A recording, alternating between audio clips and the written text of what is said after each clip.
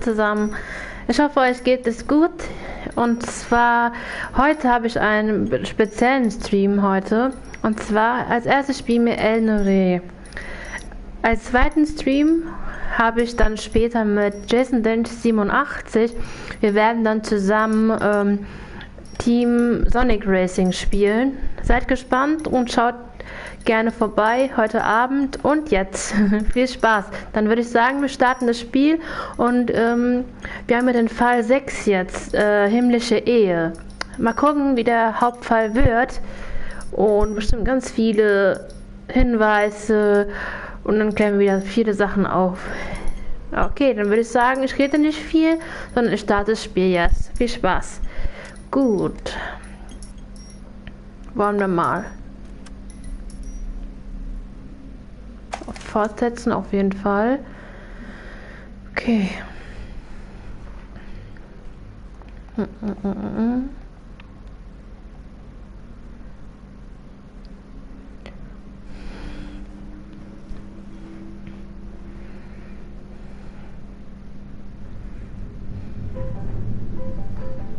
Genau, an himmlische Ehe. Schauen wir uns mal die Sequenz an.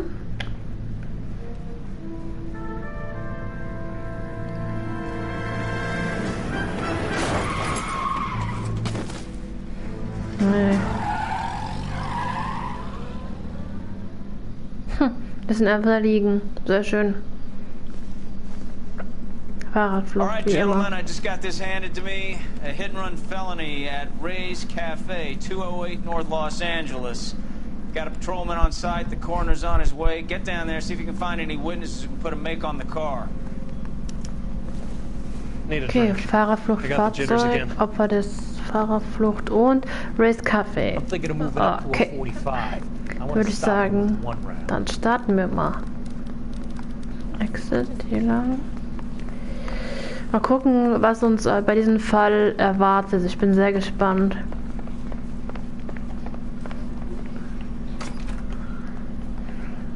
Oh, ist noch dunkel, okay. Dann fahren wir mal dahin.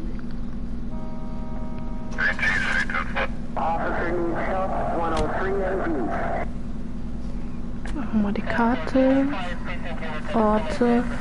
Ray's Cafe. Also steht auf jeden Fall schon drin. Also wir fahren jetzt erstmal zu Ray's Cafe.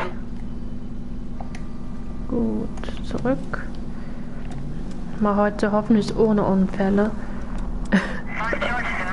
Ich bin nicht der beste Fahrer, aber... Ah ja. Anna Rodriguez might do time. I'll speak to the DA. She suffered enough. Okay, da konnte ich jetzt nicht so schnell reagieren. I'll convince him to let it go. Biegen wir hier ab. Abends fahren nicht so viele Autos, dann ist es ein bisschen einfacher zu fahren. Ja, ich glaube, wir sind jetzt schon da, oder? Kann man hier... Hä? Wo ist es denn? Ich glaube, ich fahre hier mal ein. Hier. Ah, ja, hier ist es. Dann biege ich kurz hier ab. Okay, wir sind schon da. Okay, perfekt.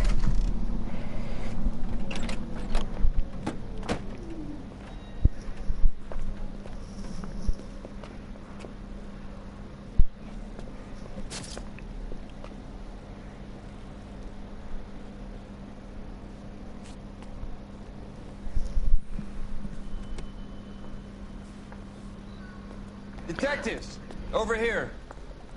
Okay. Cole Phelps, traffic. What have we got? Vic is a white male named Lester Patterson. Walked out of the bar and into the street. Car hit over there and he ended up here. Dead on impact by the look of it. Have you canvassed the area? The only one with anything useful to contribute is the young lady over there. She lives above the bar. Her name is Shannon Perry. No, it's not a stage name. 24 years old, she left Kansas to follow the yellow brick road. Is that so? We'll take a formal statement later. Right now we're going to take a look around. Okay, ich würde sagen, wir untersuchen jetzt erstmal hier alles, dass wir genug Hinweise haben, dass wir dann die Gespräche machen können, weil ohne diese Hinweise können wir diese Gespräche nicht vollständig machen, sozusagen. Gut, wir würden sagen, wir untersuchen erstmal die Leiche. Landed on his face and ended up here. The car must have struck him from behind. Oh je. Blut überströmt hier.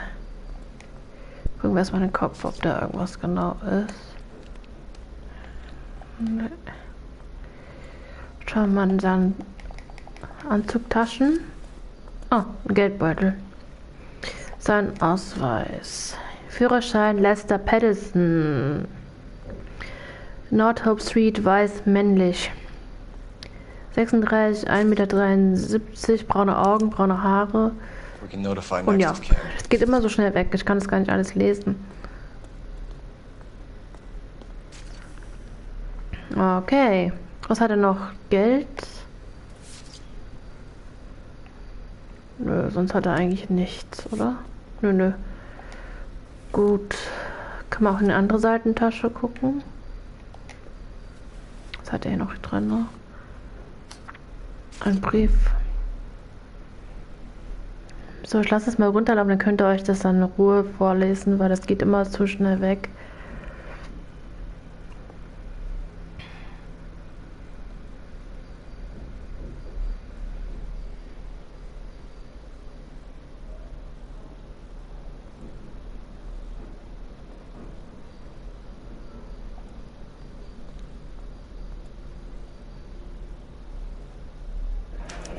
Okay. Das ist ein Versicherungsbrief. Okay. Alles klar.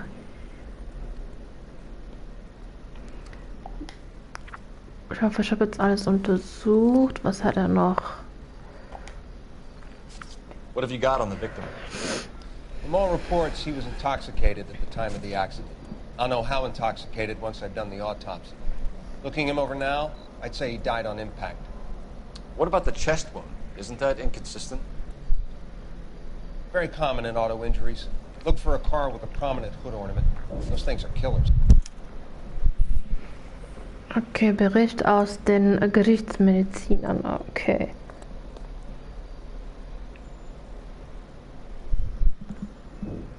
Okay, gibt es hier noch welche? Hier noch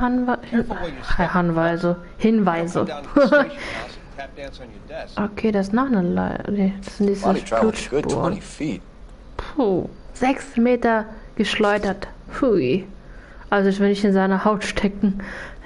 So durch die Gegend geschleudert zu sein. Krass, ey. Nee. Und dann fährt er einfach weg.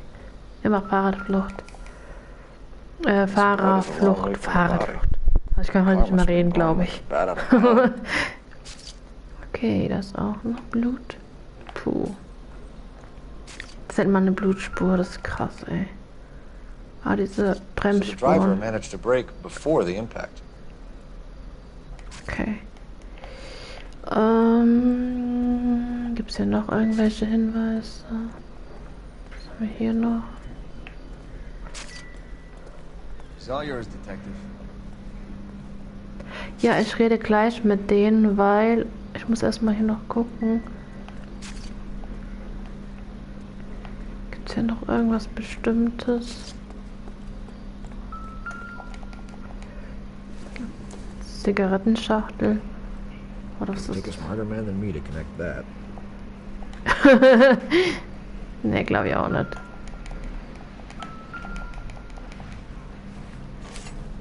Aha. Ein blutiges Messer.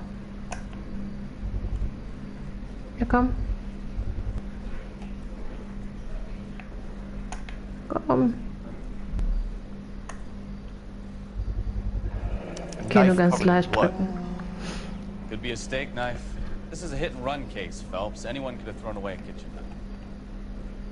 In any case, we'll want tech services to scrub the alleyway before they bag the knife. Okay.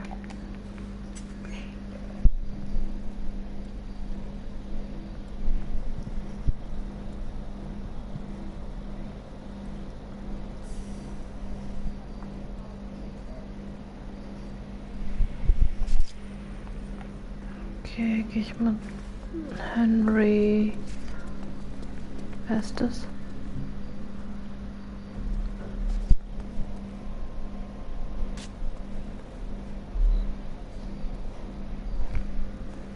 Hallo, wer bist du? Miss Perry? Yes? Ah, okay. I'm Detective Phelps. This is my partner, Detective Bukowski. Gut, die Dame heißt Shannon Perry. Augenfarbe blau, Alter 24, Haarfarbe blond, weiblich. Augenzeuge der Fahrerflucht. Da würde ich sagen, wir befragen die mal schauen, was sie zu sagen hat und was sie mitbekommen hat von dem Tatort und der Fahrradflucht und halt den Unfall. Gut, Augenzeugebericht. Can you tell us what happened? Well, I came to the window because I heard people arguing downstairs. Streit mitgehört. Okay, ich sage mal, ich glaube ihr mal. Sie ist selbstsicher. Then what happened? I saw a car hit that poor man and knock him down the street. Okay.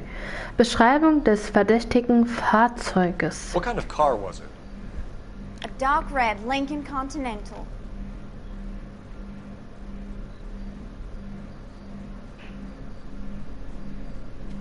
Sie sieht sehr verträumt aus.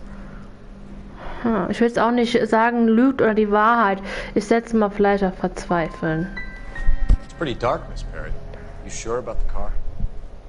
Of course I'm sure. My Uncle Bernie has one just like it back in War das Topeka. falsch? Oh nein. Naja, egal. Streit mitgehört. Tell me more about the argument you heard. Shit. Naja, Well, egal. there were two voices. A man and a woman. That's all. Da sieht man sofort, dass sie es nicht genau weiß, also anzweifeln. Why are you holding out on us, Miss Perry? I'm sorry. I was hoping to tell my story to the newspapers. Okay, ich habe eine Sache falsch Watching gemacht. my picture in the paper.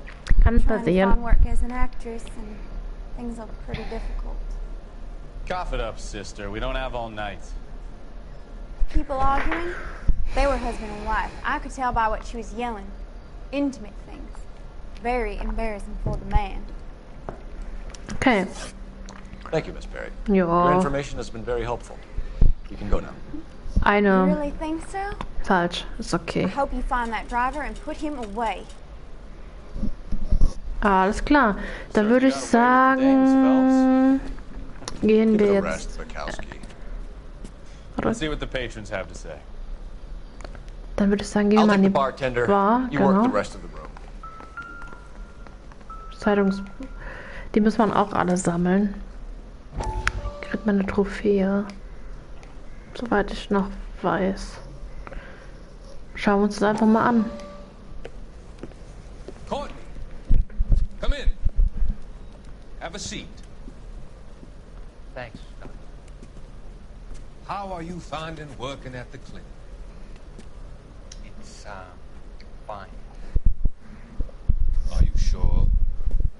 Can I be honest with you, Doctor? I would hope so, Courtney. I was hoping that the therapy would be more beneficial. Treatment can unfortunately be very long-term. So many of the patients here are addicts, Doctor. Many of them have been for years, Courtney.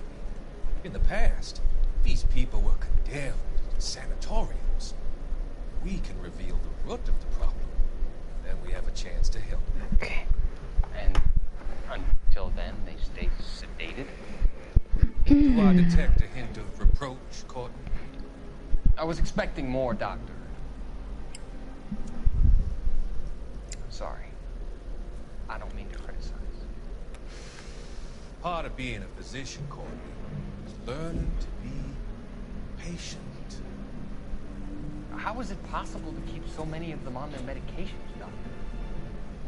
Many of their addictions are illegal. Oh, many things in life are gray, Courtney.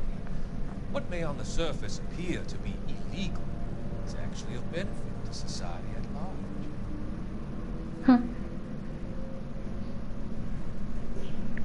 Gut, gut. Legen wir zurück. Jetzt würde ich sagen, wir reden mal mit den Barbesitzer. Ah, ich habe 2 von 13 gesammelten Zeitungen. Immerhin. Hallo. I'm Detective Phelps of the LAPD. How can I help, Detective? Your name would be a good start. Dudley Lynch. Hired help. I run the place when the owner ain't around. Where is the owner? He stepped out. Somebody had to take Lorna, Mrs. Patterson, home.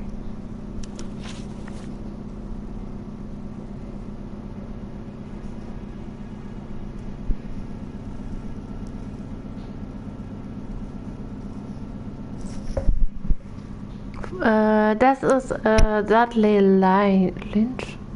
Augenfarbe braun, 33 Jahre alt, Haare braun, männlich.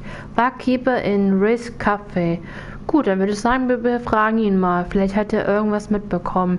So, als erstes Fahrerflucht. Fahrerflucht, ja. What can you tell me about the accident? Not a lot. It was busy in here, and all I heard was the impact. Er ist nicht ganz sicher, dann würde ich sagen, wir zweifeln es an. So what was he doing outside? Man sieht es ein bisschen an seinem Blick. Regulations to drink on the sidewalk. Ja, Lester ich and weiß Lorna were nicht. having a fight. The owner made him take it outside. It was pretty ugly. Okay, Beziehung zum Opfer. Do you know the victim? Yeah, Lester Patterson. He's a regular here, or he was. Das klingt schon ein bisschen überzeugender. Dann sage ich mal, er sagt die Wahrheit. Not one of your favorite customers? Lester was special, but not my kind of special. Was Lester drinking alone? No, he came here with his wife. She didn't seem too interested in the booze, though. Gut, Streit in der Bar A mitgehört. witness overheard an argument. Lester and Lorna. There's nothing like airing your dirty laundry in public, is there? Naja, ist nicht so ganz sicher. Ich sag mal auch anzweifeln. Lügen denke ich eher nicht. Dann machen wir mal anzweifeln. Why was Lorna Yes. Patterson in such a hurry to Hört sich leave? gut an. What is going on? Weil Lorna dieser was Blick sagt pretty immer so, upset, so Leroy took her home. Lorna and Leroy are close. They've been talking about opening a new bar. Leroy. Leroy Sabo, the owner.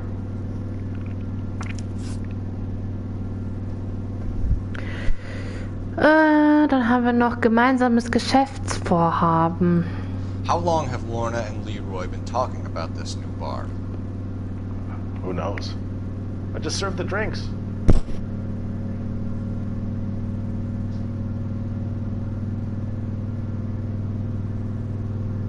Nee, Bartenders hear all sorts of things.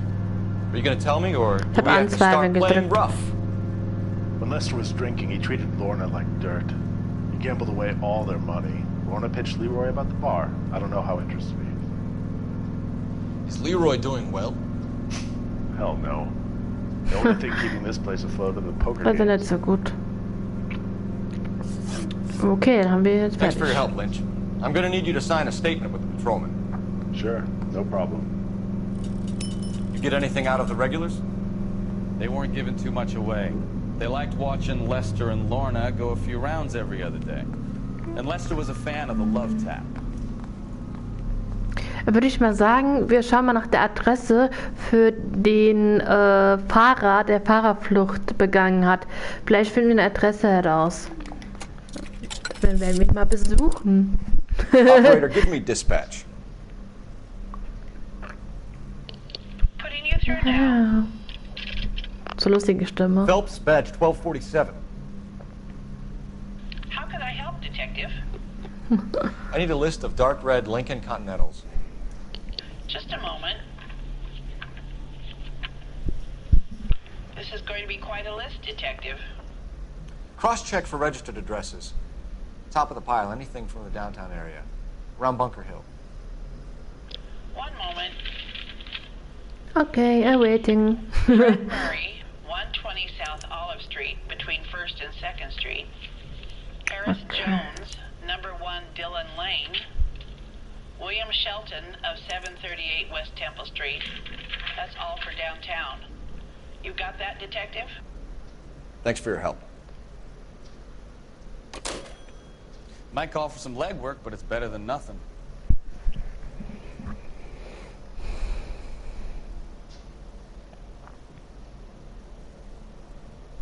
Alles klar, dann würde ich sagen, dann fahren wir mal zu der Adresse hin. Vielen Dank für Ihre Hilfe. Haben wir das Auto dann geparkt? Ich glaube, wir nehmen das Auto, oder? Ja, das geht schon. Einsteigen oder geht es nicht? Nee, wo habe ich denn geparkt? Ach, ich nehme da hinten einfach eins.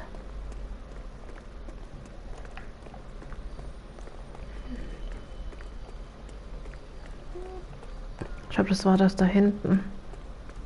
Oder? Ja. Okay. Da fahren wir jetzt. Wir haben so viele Adressen.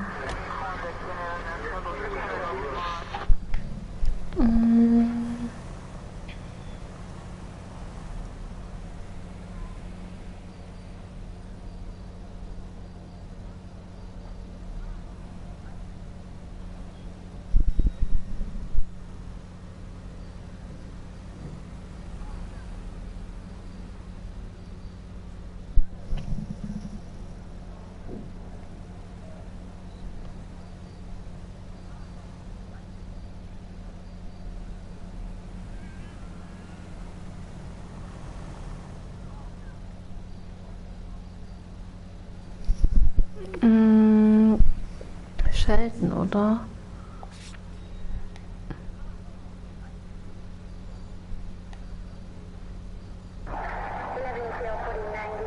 Ich habe keine Ahnung.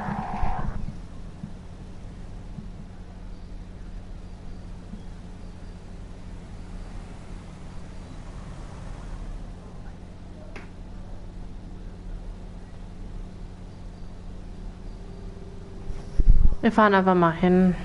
Ich weiß nicht genau jetzt welche Adresse. Wir fahren mal. Komme ich hier vorbei? Okay.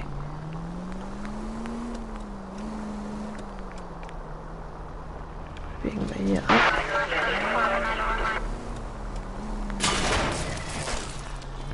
You're gonna kill someone! Ja, ich habe die Laterne nicht gesehen. Tut mir leid.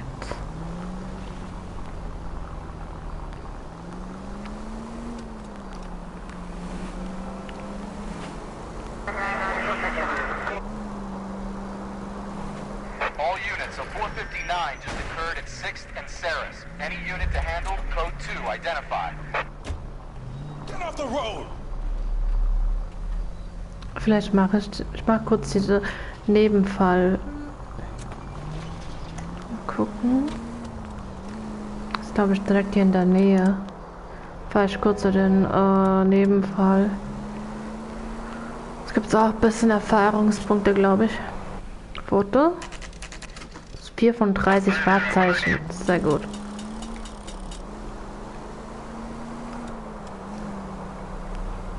So, biegen wir mal.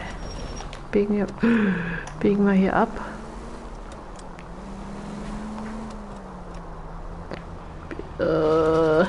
So. Was will das? Die wollen abbiegen, okay. Ja, ich komme, aber ich muss mal gucken, wo das überhaupt hier ist. Ist ja alles hier so versteckt.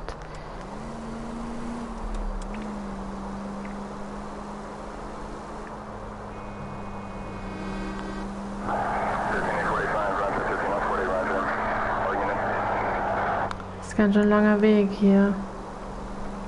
Wohin führt es uns denn hier? Mein Gott. Weiter. Ja, ich bieg hier ab.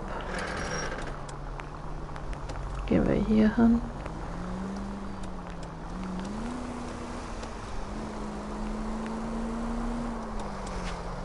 Hier abbiegen.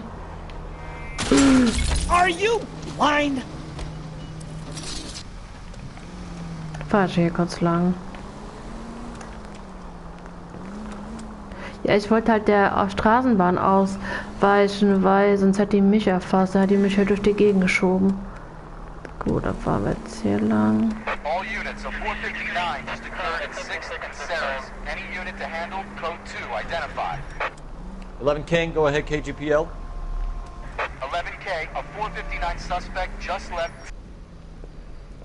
Okay, was haben wir hier? Up on the roof, officer. He has a mask on his face. I caught sight when he shoved past me, but be careful. I saw him waving a gun. Ach so, das war ja das gewesen. Stimmt. Ich habe es ja letztes Mal nicht geschafft. Ich probiere es halt nochmal.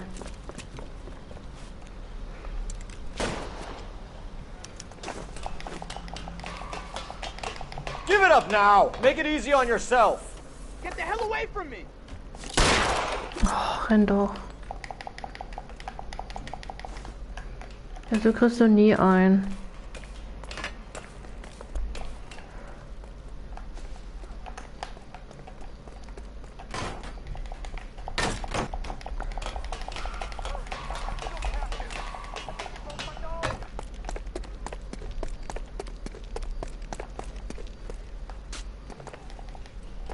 Ja, schneller.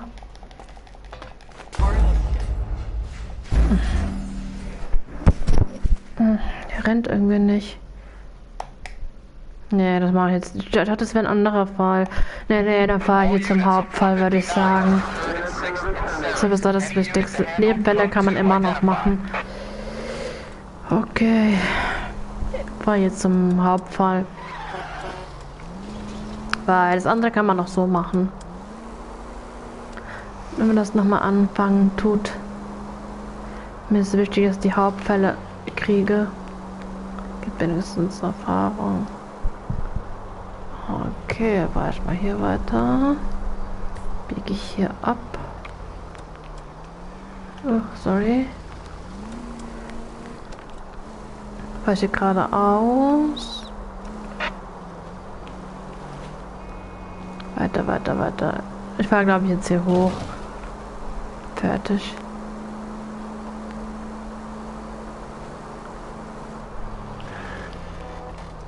Fahre ich noch eine weiter. Okay. Biege ich jetzt hier ab. Fahre ich jetzt hier hoch.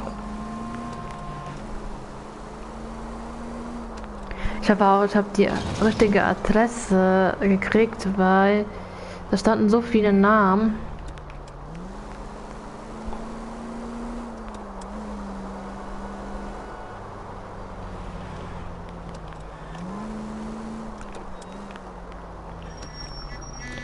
Sorry. Goddamn maniac! Ich bin nicht verrückt.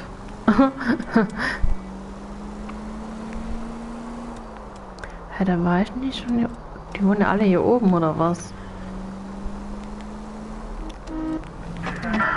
Okay. Bin eigentlich fast da, würde ich sagen. Weiter. Biege ich jetzt hier ab. Boah, wie weit wohnt denn der weg? Ich biege jetzt gleich hier ab. Oh, perfekt. Hier abbiegen. Geradeaus.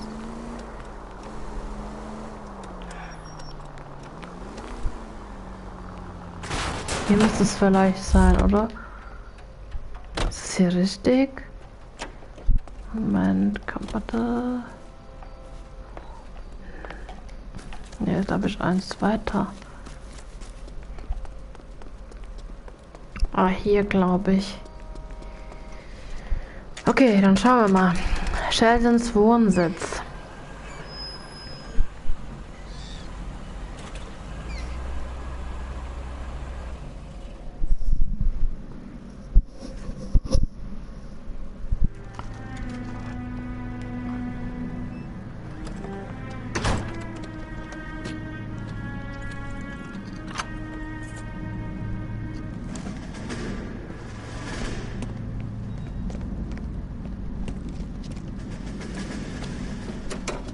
Son of a bitch right there.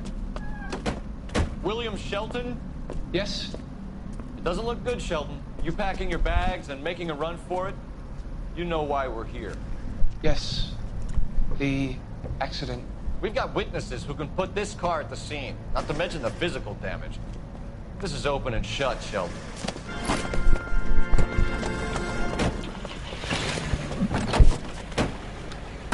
That coward thinks he can run from everything. Verfolgungsjagd.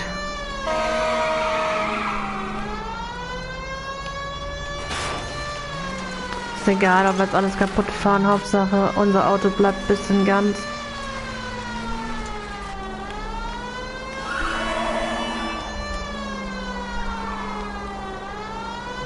Enough games, Phelps. Take this guy out.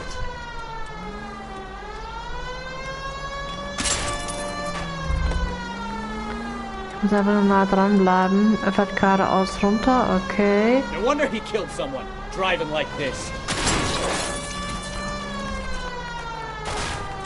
Lay into his wheel arches. Come on. Don't let that asshole get away.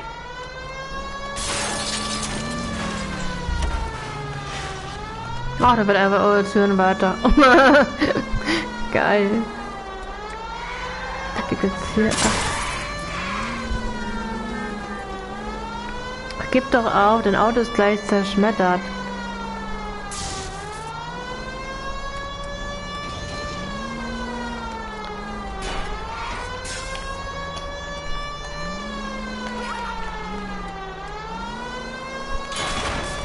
Boah, wie fährt der denn?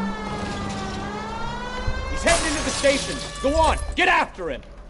Raus mit dir. I give up.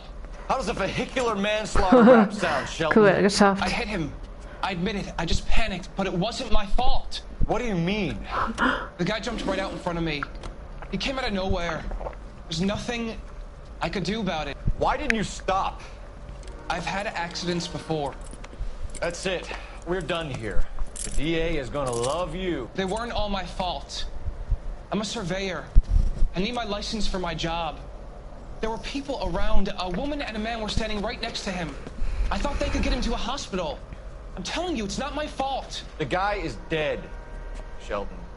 Yeah. Can't be serious. William Sheldon, you're coming downtown. We need to talk about a manslaughter charge. Leave the coroner and the paperwork. Procedure can wait. You should probably go speak to the wife and let her know what's happening. Okay. Also das war... You become all heart at the prospect. Aber nicht mit diesem Auto? Ja, komm, das geht ja noch. Da fahren wir jetzt zu Mrs. Patterson verständigen. Patterson. Letzte Patterson Adresse ist ein 182 North Hope Street. Okay, let's do it.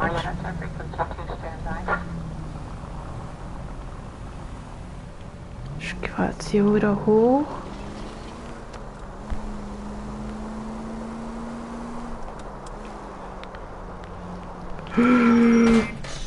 Das war so klar. Das war so klar. Egal. Okay, bauen wir hier weiter. Weiter. Fahr jetzt mir geradeaus. Ja, jetzt ist schon ein bisschen mehr Verkehr tagsüber. Abends kann man richtig relaxed fahren, finde ich. Fahr ich jetzt hier hoch.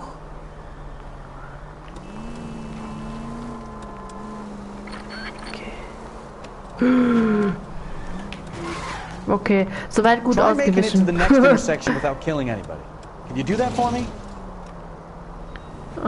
Gehen wir hier hoch.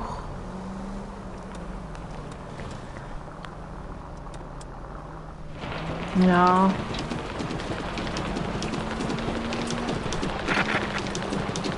Das darf mir so keine Bahn entgegenkommen, sonst bin ich Matsch. Fahre ich jetzt hier hoch?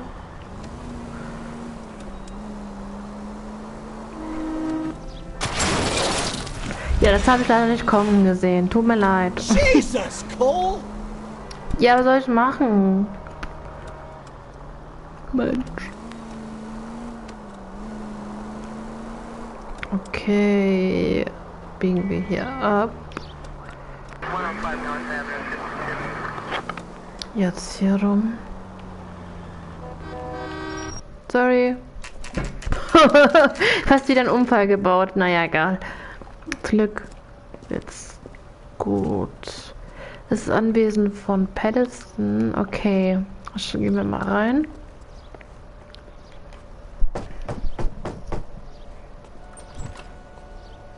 Yes? Hello? Mrs. Patterson. Is this about my husband? We're investigating the incident, ma'am. I see. Come in, won't you?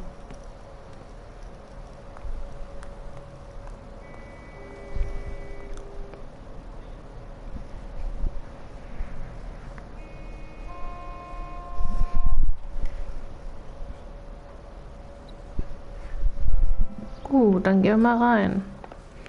Hallo, Frau Patterson. Kann man sich hier umschauen? Vielleicht gibt's ja irgendwas. Can you tell me what happened? Nö.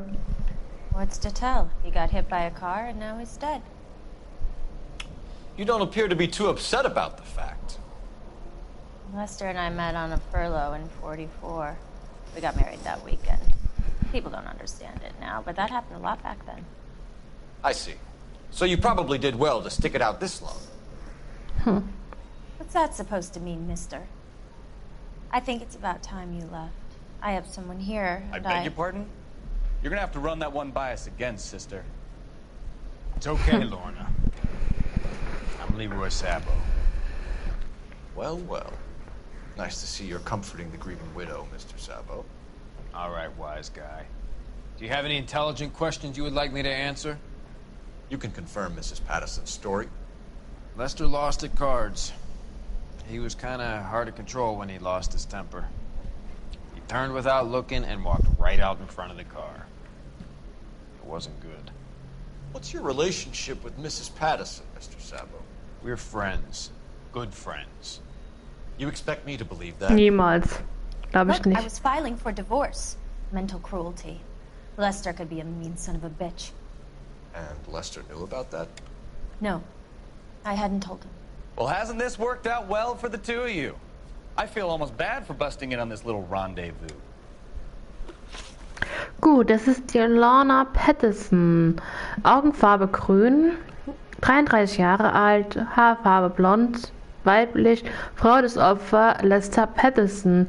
Gut, mal gucken, ob sie weiß, wegen der Fahrerflucht. Fragen wir mal. How did the car come to hit Lester? He walked straight into the path of an oncoming car. Sie ist schon direkt unsicher, also würde ich sagen, anzweifeln. You expect me to believe that, Lorna? It's all very convenient. Gambling for Lester was like the needle for a hophead. He was yelling at me. He was yelling at the whole world. I kind of felt sorry for the driver. Poor guy had no chance. Grund des Streits. You were arguing in the bar and on the sidewalk? We were always arguing. So what? Anzweifeln. Admit it. You were baiting him, pushing his buttons. We can easily get the full story from the regulars in the bar. All right. Lester was playing cards out back. He lost, of course, and wanted back in. He suggested I earn the money on my back to get a mistake. That was the proposition he was putting to his so-called buddies. So maybe I was a little angrier than usual. Let's just say I took exception to his idea. So, Partnerschaft mit Leroy Sabo. The bartender said that you and Leroy were planning to go into business together. Can you explain how you'll get the money to do that? I have a little money saved away. Sie lügt. You're being economical with the truth, Lorna. You want to back that up, little man? Wir sagen mal den Versicherungsbrief. You increased the premium on Lester's life insurance. GI insurance policies have a $10,000 payout. It was Leroy's idea. Lester lived on the edge. He was always getting into fights, crack games, pinochle, you name it. Turns out it was good advice. It speaks to motive and premeditation, Lorna. You're forgetting the hit-and-run detective. You and Mr. Sabo have an interesting day. I'm sure we will, officer. Now, if you could both just leave. Wir gehen ja schon. Sorry Tschüss. for your loss. I can see what a tough time Wie you're having. nett, ey.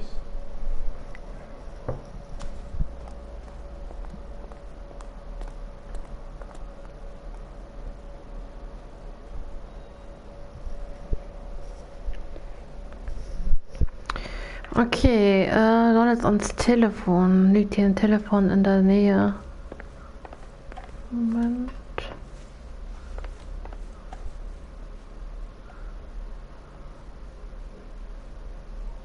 Hä?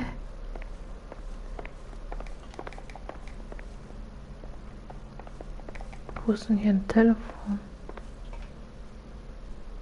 Muss hier in der Nähe sein. Oder ich übersehe das ganze Zeit nur.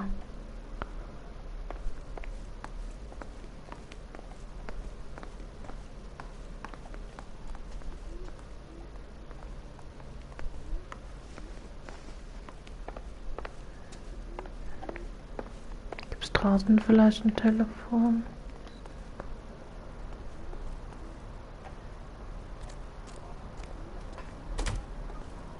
Ja, hier in der Nähe, hier vorne.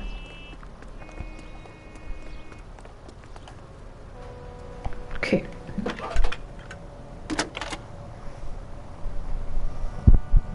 Cole Phelps, badge 1247.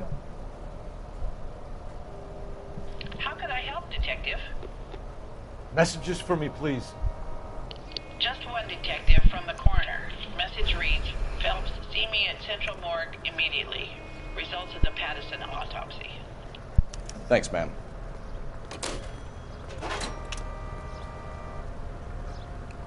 Gut, Leichenschauhaus.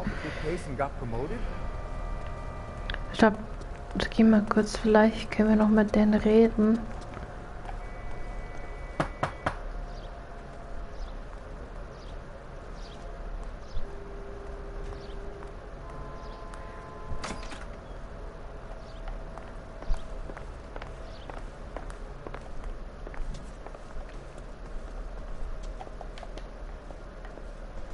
Doch zurückkehren. You know, I don't really feel like talking to you right now.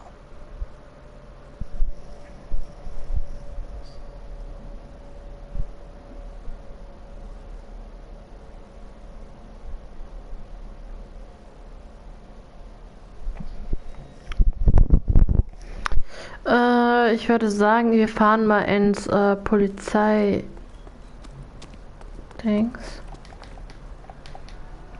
Moment. Fahren dann später noch mal hierher.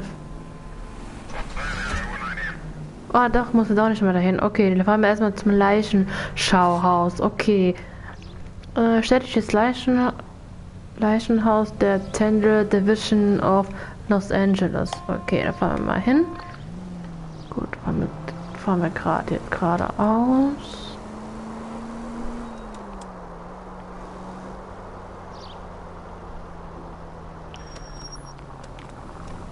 Lassen wir die erstmal fahren. Ah, ich fahr gleich hier einfach rum. Weiter. Ich habe hier keine Zeit auf Ampeln. Dann fahre ich hier rum. Achtung, Tauben.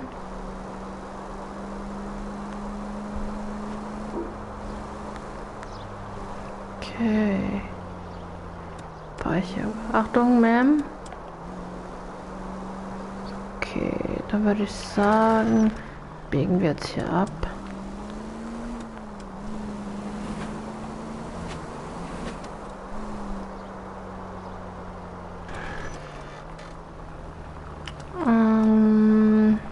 Kommen wir anscheinend nicht runter.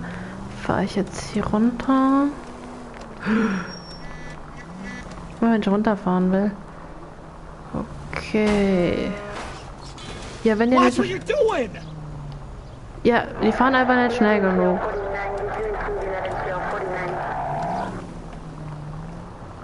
Fahren wir hier rum.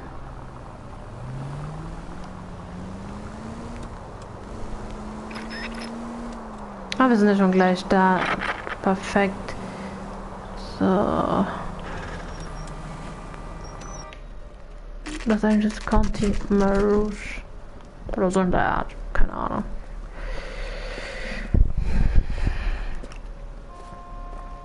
Gut, dann gehen wir mal rein.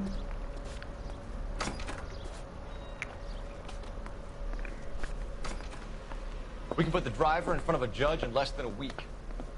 You'd be making a big mistake. Run that by me again? The victim was dead before the car hit him. Okay. To the right side of the thorax. Second puncture reached his heart. You're kidding me. Been doing this job 23 years, son. No one's ever laughed at one of my jokes. He was stabbed to death? Long, sharp knife. Length of a bayonet. We found the knife in the alleyway. Krass. Where is it now? Was it bagged? By Patrolman Kaplan. Perfect. I'll get you a definite match. Jesus, we got him. Murder one. We were right there and they tried to stare us down. Now they'll both get the gas chamber. We have the knife, we have the coroner's report, and I bet we could roll Sabo as a witness. Let's bring her in. Kann man hier noch Bestimmtes noch nachschauen? Nee, anscheinend nicht. Okay. I heard he's an honest cop. Jetzt glaube ich, können wir wieder zurück zu der fahren. Auto. Ach, ich nehme einfach vom Parkplatz hinten eins. Würde ich sagen.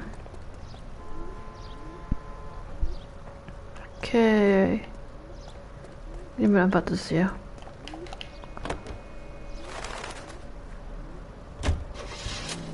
Fahren wir wieder zum Wohnsitz von Patterson.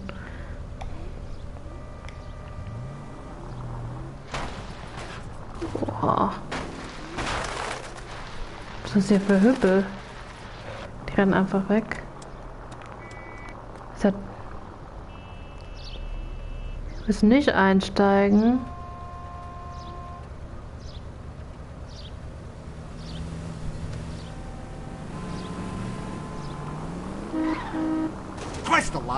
Wo ist denn er? Ja, komm doch, einsteigen, hopp. Renn, renn, renn, renn. Schnell. Komm. Wir haben nicht ewig Zeit. Renn! Zu geil, ey. Okay, weiter geht's. Entschuldigung, ich habe noch auf meinen Kollegen gewartet. Tut mir leid. Wir sind auf der Straße. Ich warte auf meinen Kollegen. Okay, gehen wir. Ist nur geschliffen. Alles gut. Dann biegen wir jetzt hier ab. Straßenbahn.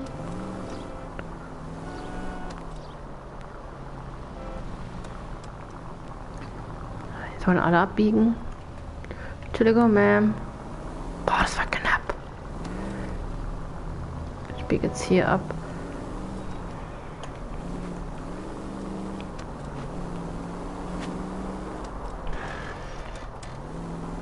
Okay, dann weiter. Ja, stimmt, da war ich ja vorhin. Vorsicht. Ich muss hier vorbei. Hoch. Ja, diese Fälle sind manchmal echt schon sehr spannend auch. Und es macht auf jeden Fall auch sehr viel Spaß, diese Fälle zu, wie kann man sagen, zu ermitteln. Also ich finde, das Spiel ist echt super gut gemacht auch. Ich habe das auch früher auf der PS3 gespielt gehabt. Und ja, jetzt habe ich es auf der PS4 geholt. Weil von der Grafik her ist es immer noch voll schön, finde ich. Trotz dass es ein bisschen älter ist. Ja. So, wir sind zurück. Mrs. Patterson, was haben Sie zu sagen? Ich denke mal, wieder Flucht. Spoken to the coroner, Mrs. Patterson. He confirmed your husband's cause of death. We'd like you to come downtown and answer some questions. It wasn't me. It was Leroy's idea. Leroy stabbed him. I had nothing to do with it. Where is Leroy now? He's in the bedroom. You're very good, Lorna. Put the gun down, Leroy. If you do something stupid now, you don't stand a chance in front of the grand jury. Nice of you to give me up, sweetheart. All that whispering in my ear, telling me how we had to get rid of him, how good it could be, all the money we could claim, all that planning, how to get him into the street, how to make it look like an accident. For God's sake, you had Leroy, all shut the up! bases covered, baby. I had nothing to do You with think it. I'm gonna fry for you, He's a Lorna? crazy man. Shoot him. Shoot him, for God's sake! It's too late, Sabo. Ich wusste, er schießt sie. Ist auch nie anders da. Renn, renn, renn, renn.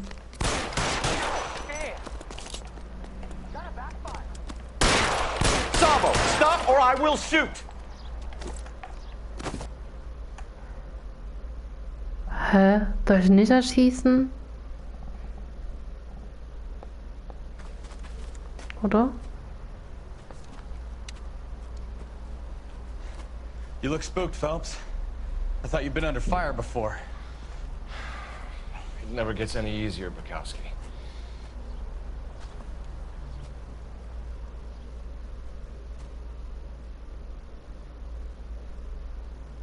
Hab ich das richtig gemacht?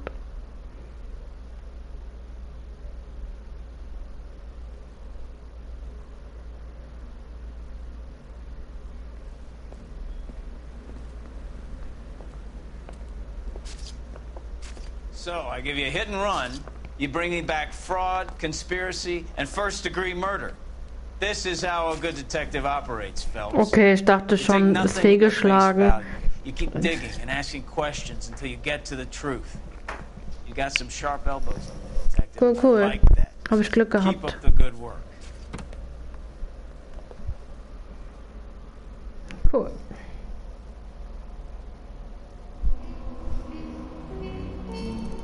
Fallbericht. Ah, ich habe eine Frage falsch.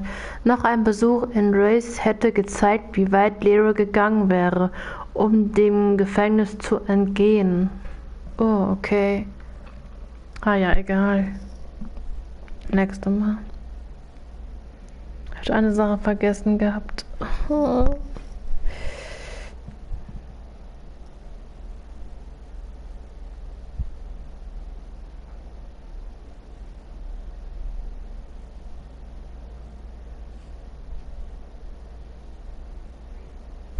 Okay, naja, aber besser. Die Wertung ist eigentlich ganz okay, finde ich. Also, gibt Schlimmeres. Falsche Papiere. Also ein neuer Fall. Der 7. Fall sind wir jetzt. Sehr gut. Phelps, Kowski. B-Cop says he located a green Kaiser Fraser from the hot sheet. Address is 6 West 2nd Street. Get over there and see what you can find out. Go on. Sorry to inconvenience you. We're on it, Captain. Gut, ich bin sofort gleich wieder da. Ich hole mir kurz was zu trinken.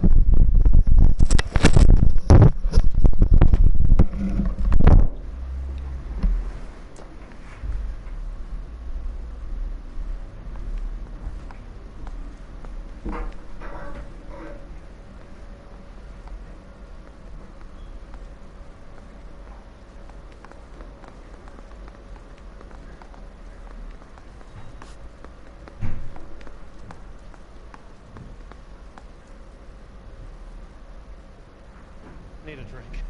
I got the jitters again.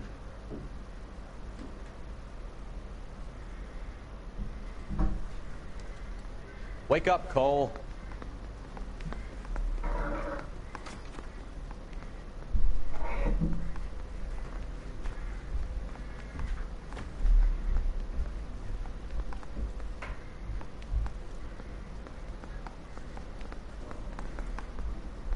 One little twist. She was 13 if she was today.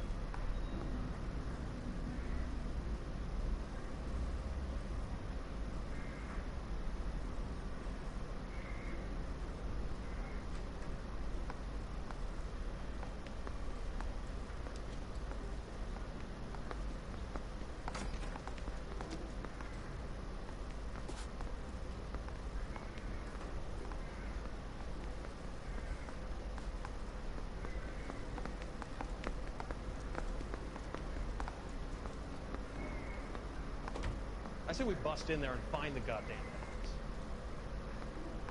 Cole, we've got things to do.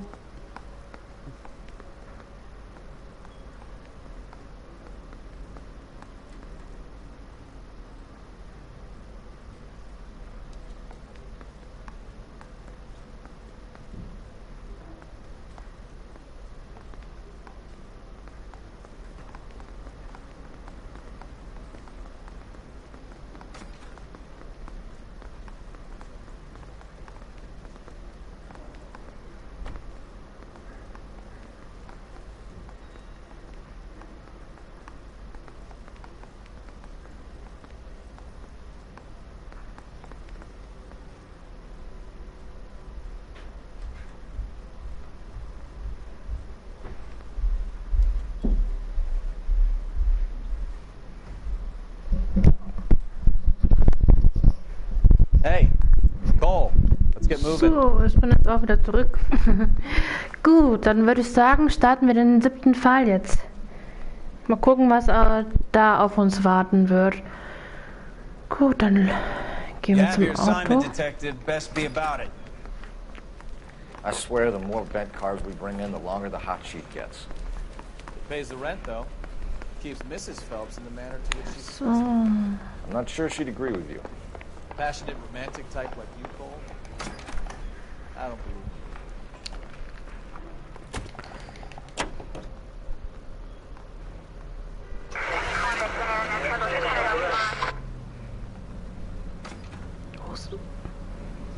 Wow, ist ganz chillig drauf anscheinend. Okay, zurückfahren. Ich hoffe, es kommt wieder kein Auto, wo ich entgegenfahre. Gut, hier hoch. They're calling her the Dahlia now. Wonder what Veronica Lake makes of that one. Hier oben sieht man manchmal nicht, wenn ich den Berg hochfahre. Und dann kommt so ein Auto angerast. Das ist manchmal richtig kritisch dann. Captain Donnelly seems to think they have it all wrapped up. Brown and Green are sweating this Manley character. I heard it'll be in front of a grand jury by next week. Poor thing. Terrible enough being murdered like that without having her death strewn all over the front pages.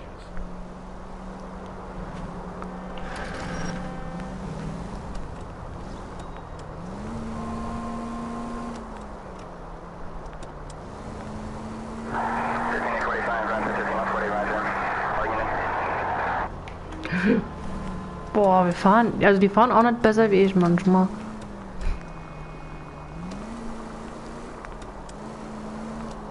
Okay, sind wir schon hier, oder?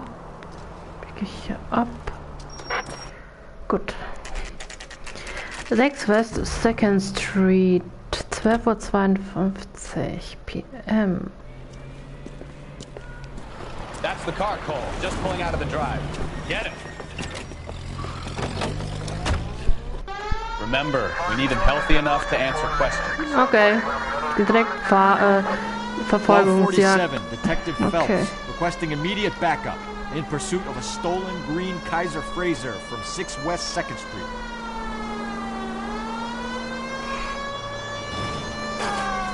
Sorry, tut mir leid.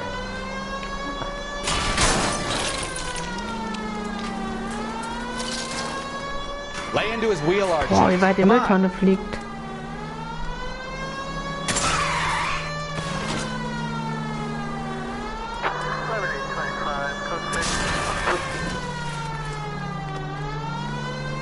Enough games, Phelps. Take this guy out. Ich versuch's ja. All right. Maybe I was a couple miles over the speed limit. Get bracelets. Out of the car now! I'll call it in. Why did you run from us? I saw a big car in my rearview mirror with 2 tough guys bearing down on me. What would you do? What's your name? Cliff Harrison. You're under arrest. For what? What are you talking about? Nice try. I'm talking about the car being stolen. You're out of your mind. I bought the car, and I've got the paperwork to prove it.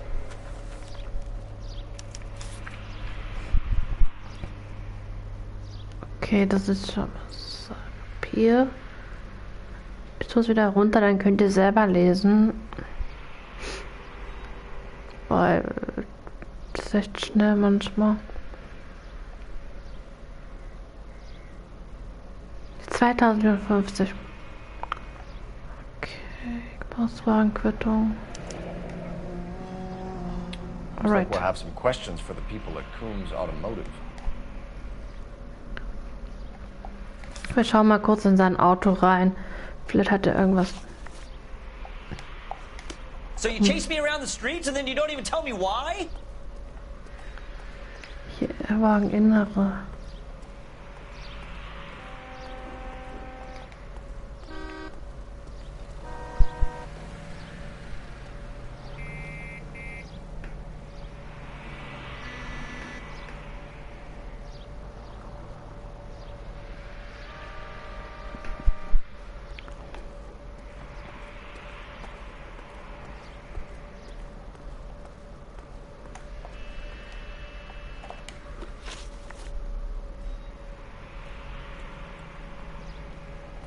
You purchased this car from Coombs Automotive Company? Yeah, that's right. And the ownership papers? From the same place.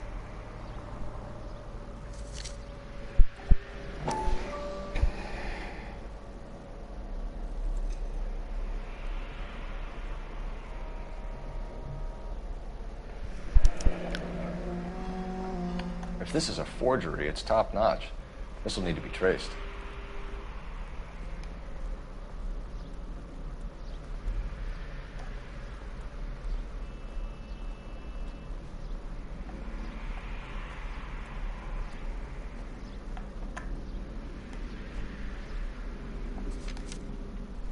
Okay.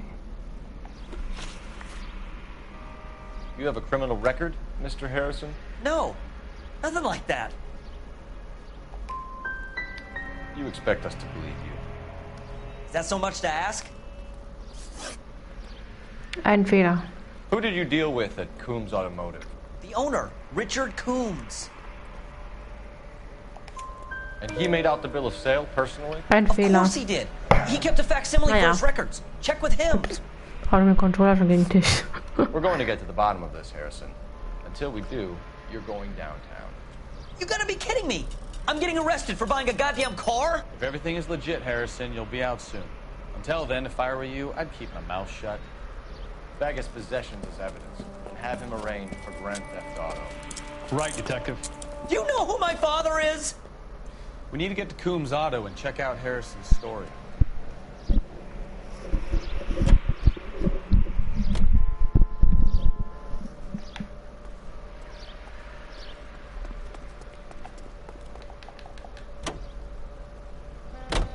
know what? I think he's telling the truth. Some of the most convincing people you will ever listen to are born liars. Usually they're called politicians.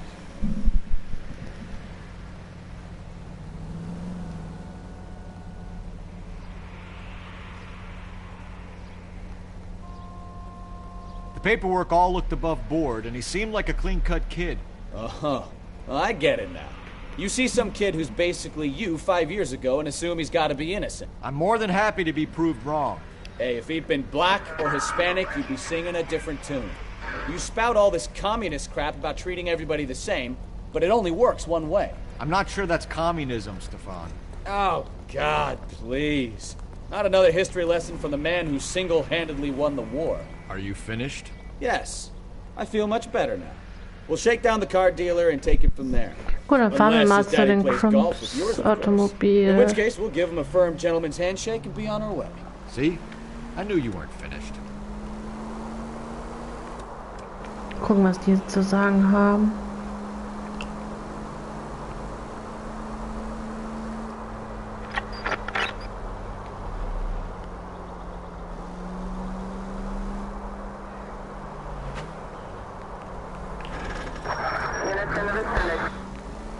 Das war wieder so knapp. Okay.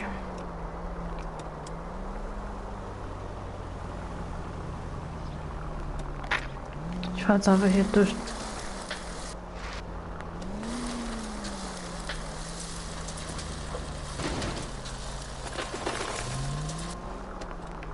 Eine Abkürzung. Diesmal habe ich aufgepasst.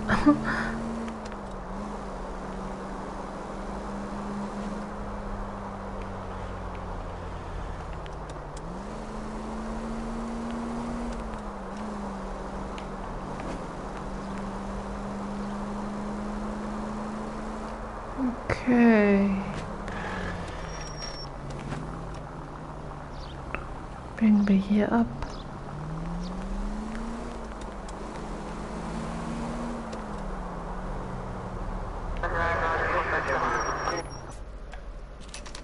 Okay, Coombs Automobil, 3:46 Uhr PM. Alright.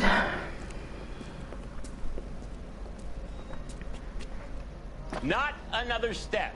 I have got a Buick Century sedan that would be absolutely perfect for you. Okay. Schon wieder hier. Sorry.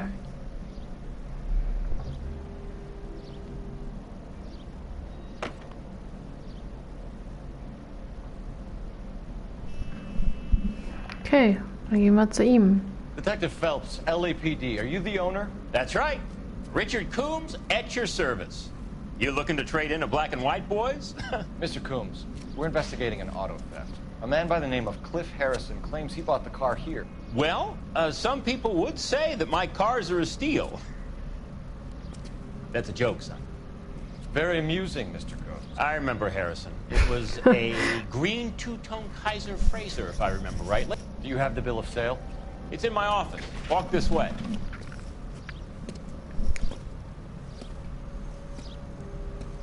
That's a joke too, son. Okay. Helps. You mind if I shoot this guy? He's getting on my nerves.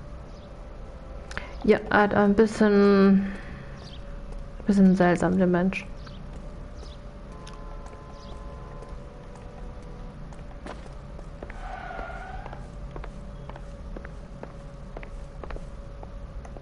Okay. Here it is.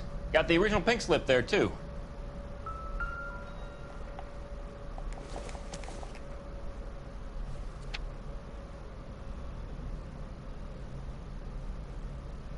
Schon Asche. 106 North Fremont Avenue, Downtown. Boah, ja, das ist Gene Archer. 146 North Fremont Avenue.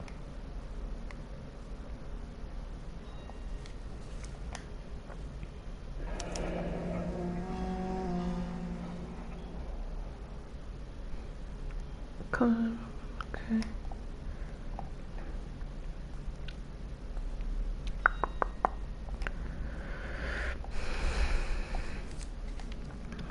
Okay, zurück. Was haben wir hier noch?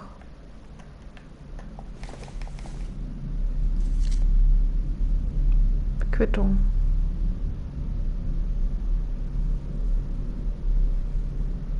Von 11.01.1944.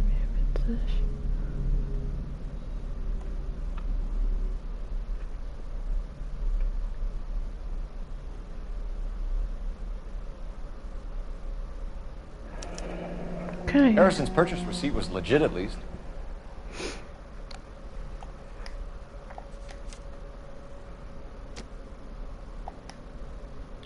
We have a couple of questions. All right, fellas. Shoot. Details der Kaufabwicklung. Can you tell us how you came to buy the car? Girl just wandered in right off the street. Nothing unusual about the car. Not really my usual type of vehicle. The price was certainly right, though. Nice girl, but about as sharp as a bag of wet mice. Did you pay with check or cash? A check. She wanted it made out to cash, but I insisted. Man has to watch his cash flow. What name? I made it out to Gene Archer on the Bank of Arcadia.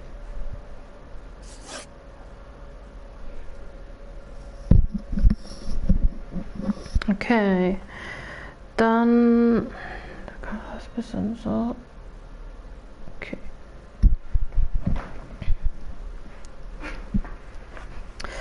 Dann haben wir Beschreibung des Verdächtigen. Can you describe this Gene Archer? Brunette, maybe 25, 26. Little on the plump side, but not bone ugly. So this dizzy broad walks in here off the street and sells you a two-year-old car for half the price, and you don't ask any questions. I'd say that about sums it up nicely. Oh, Verbindung zu McQuay. Do you know anything about the company that prints these pink slips? Nope. Should I? It isn't exactly my business. It says Marquee Printing. You've never heard of them? Marquee. Sure. They do all the government red tape. You'll find the place down on Aliso Street near San Pedro.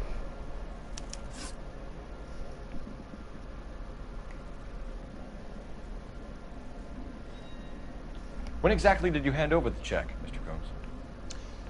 Close of play on Friday. Why didn't you pay her cash? You knew the car was dirty. I had an inkling. When people are in a hurry for money, always pay by check, son. Gives you a couple days to back out.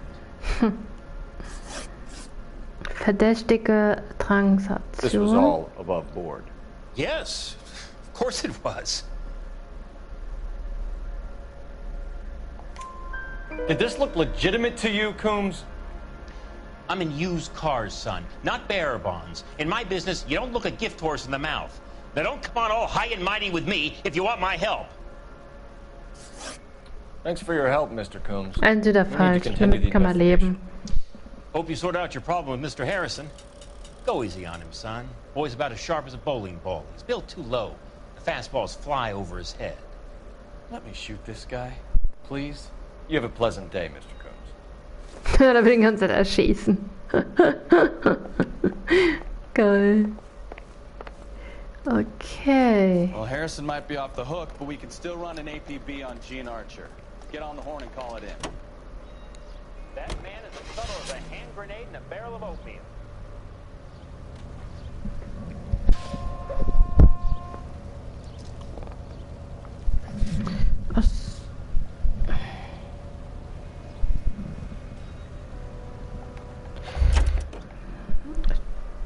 Ich muss hier kurz vom Telefon, damit wir eine Adresse bekommen. Ah, hier ist eins.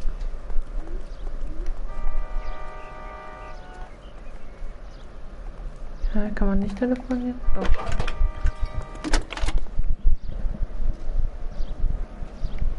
Phelps, badge 1247. How can I help, Detective? Requesting an APB on Gene Archer, age approximately 25, on suspicion of grand theft auto. I'll relay the information. Are there any messages for me? A James Velasco is being held at Central Station on suspicion of GTA. Possible link to the Harrison case. They're waiting on you to conduct the interview. Thanks.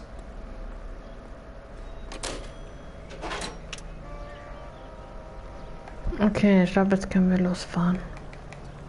Da steht auch noch ein Auto, das kann ich nehmen. Ich glaube, das war eben das von uns.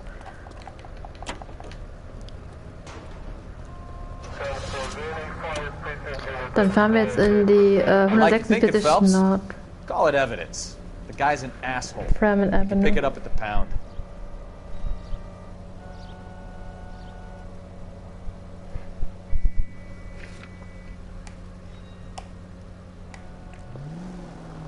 Fahren wir dahin. Here's a chicken and egg question for you. Do you think you have to be an asshole to sell cars? Or that selling cars turns you into an asshole? You've got it in for everyone today, haven't you? I've always got it in for car salesmen. Doesn't matter what day it is. And why do they always think they're comedians when they're about as funny as a heart attack? Maybe the more annoying they are, the quicker you sign on the dotted line, just to get the hell out of there. Wir sind ja schon da. Nee, doch nicht.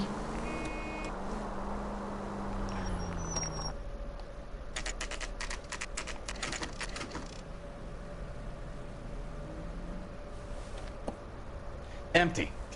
Should have known that Archer broad would have given us a false address. Ja, toll. You should go to the station, see what this Velasco guy has to say. Falsche Adresse, also fahren wir zum Revier, würde ich sagen. Okay, Drückerei. Fahren wir immer ins Revier, würde ich sagen.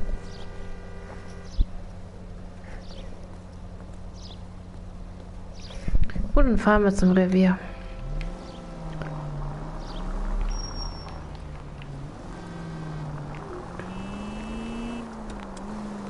Schauen wir mal.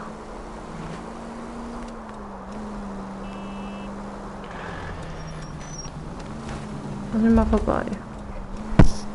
Steigt einfach aus. All units, shots fired, officer needs help. Chateau and Valencia, Chateau and Valencia. Shots fired, officer needs help. Unit to handle code 3 identified. Schusserei, okay. Dann fahren wir dahin. You know, this isn't a tank, Phelps.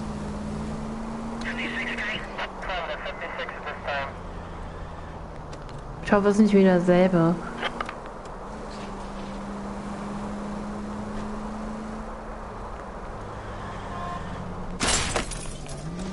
Christ alive! Sorry. Ich gucke. Oh Mann, ich bin so verrückt.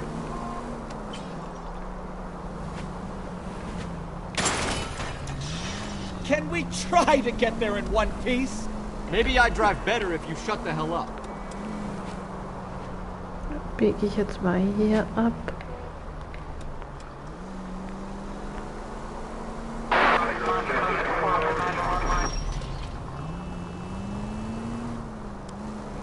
Hier müssen wir mal anschauen.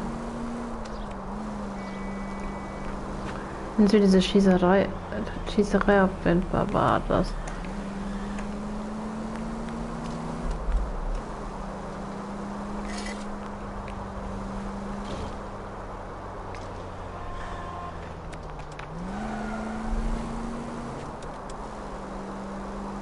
glaube, wir müssen gleich da sein.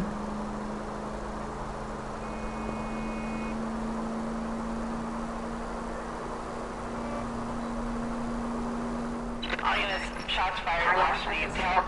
Chateau and Valencia. Chateau and Valencia. Shots fired off needs help. Unit to handle code 3 identified. Car 11K, we'll handle the help call. Go ahead, KGPL. 11K, shots fired off needs help. Chateau.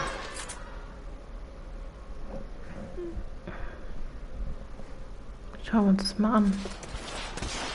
Oh, I see you motherfuckers. Come on up here and get us.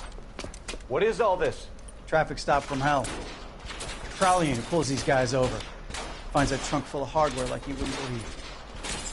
They lose, bullets start flying, and they snatch up the guns and one of the cops. Head to high ground and make their stand. And the officer? Up there. Still alive, we think. Who knows for how long. We'll keep him busy if you can find a way up, sir.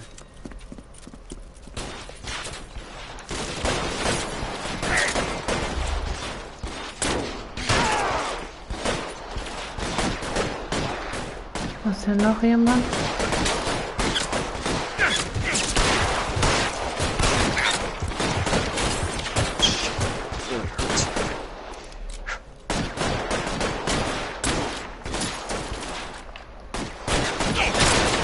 Ach, da hinten ist noch jemand, okay.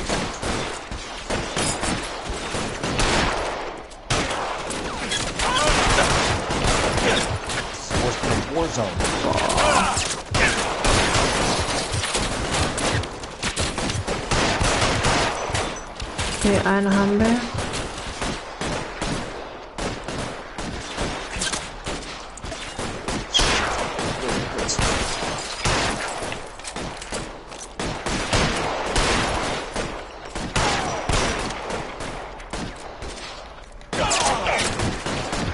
Wer schießt denn hier? Hier, oder?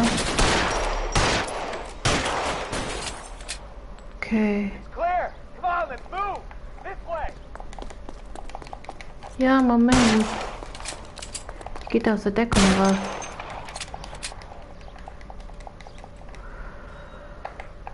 Ach so, okay.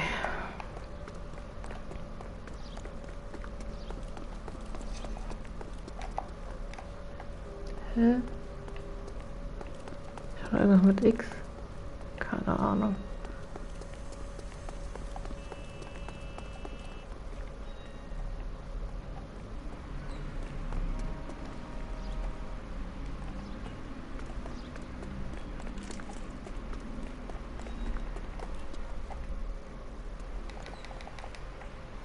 Komm jetzt hier hoch.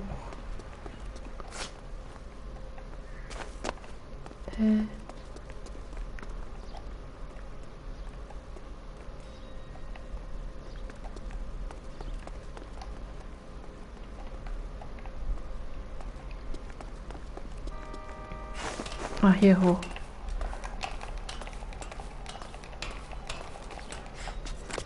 You deal with him. I'll cover the street from here. Go on, get up there.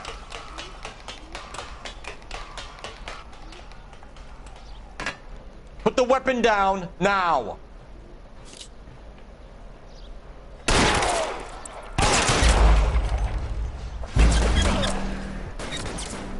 Okay.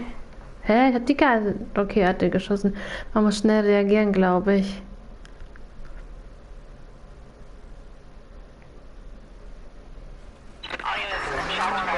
Oh, das ist von vorne oder was? Oh Mann. Egal, was nochmal. Car 11K, we'll handle the help call. Go ahead, KGPL. 11K, shots fired. Officer needs help. Chateau and Valencia. Chateau and Valencia. 11K, handle code 3. I see you motherfuckers. Come on up here and get us. What is all this? Traffic stop from hell. Prowler unit pulls these guys over. Finds a trunk full of hardware like you wouldn't believe. Dann kann man die Stadt hier überspringen. Bullets start flying, and they snatch up the guns and one of the cops. Head to high ground and make their stand. And the officer? Up there. Still alive, we think. Who knows for how long. We'll keep him busy if you can find a way up, sir.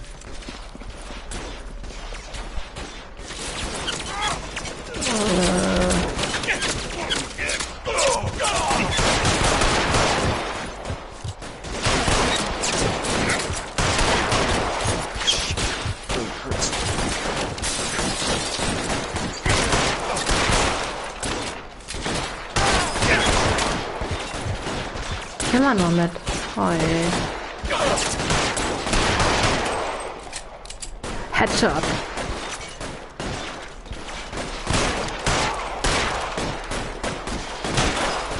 Geht ja auch gar nicht. Mello. Okay. Jetzt muss der eine Schuss sitzen. Jetzt nicht wieder die Geisel erschießt. Oh Mann.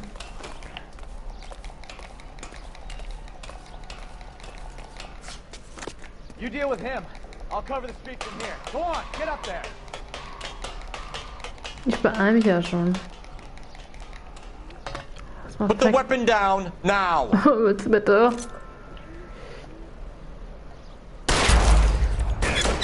Was? Ich hab ihn. Nein. Schon wieder von vorne. Das kann nicht wahr sein. Oh Mann. Das geht immer zu schnell. Egal, ich mach's nochmal. Letzte Mal. Was war denn das jetzt? Car 11K, we'll handle the help call. Go ahead, KGPL.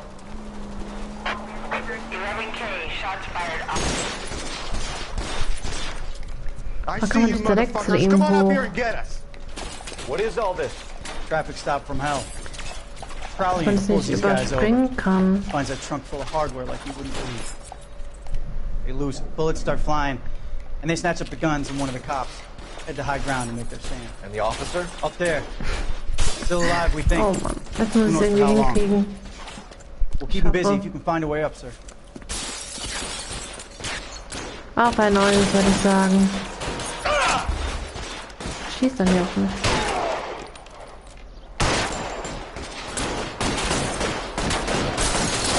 Ist ja alles verleben. Headshot.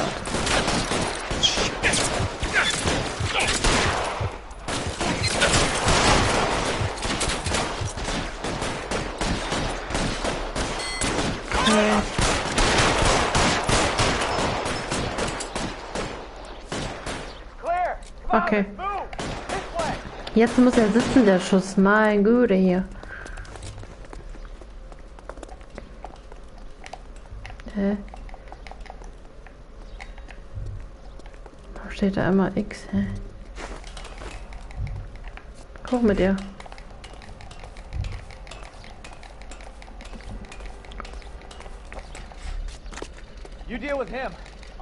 Jetzt muss der Schuss sitzen. Oh Mann, ey. Ich muss es für 69 bis morgen früh noch da. Ich kann wirklich gut schießen, aber das... Put the weapon down now. Moment. You want to back off right now. Nein. Das ist Sekunden, die man machen muss. Wenn man einmal falsch schießt. Nee. Ich mache jetzt den Hauptfall weiter, würde ich sagen. Das kann ich ja immer noch wiederholen. Fahre ich jetzt im Hauptfall, also Nebenfall.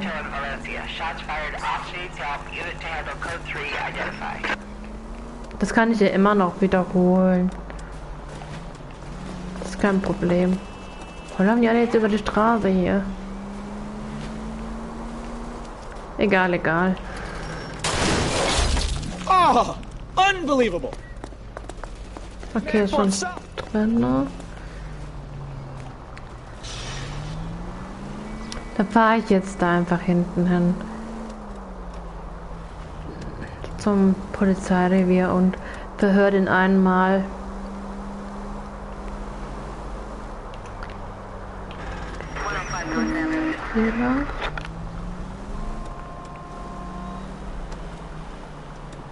Hier rum. So, okay.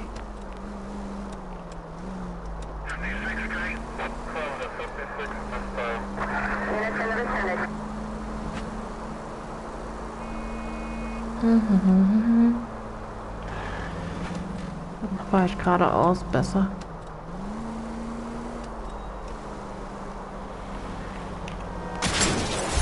Slow down! Eigentlich hätte ich den nicht berühren müssen. Naja, egal. Ich bin nicht die beste Fahrerin. Achtung, der Herr.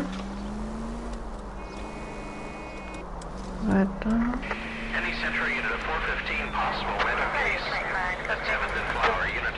Was ist denn hier los? Ich fahre jetzt besser als mir. Look out! Look out! No, I look out.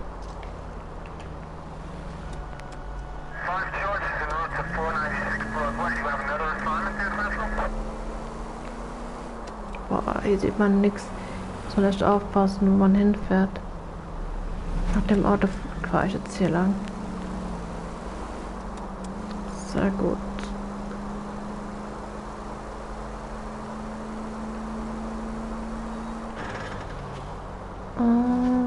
Biegen wir hier ab. Müssen aber jetzt gleich da sein, oder?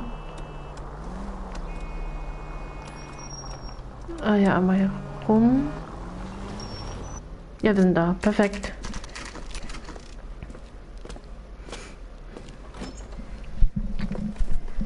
Detectives, Velasco is prepped and ready in 2. Another stolen car with legit papers. Thanks. I want to make homicide. I mean, you know you made it if you got that desk.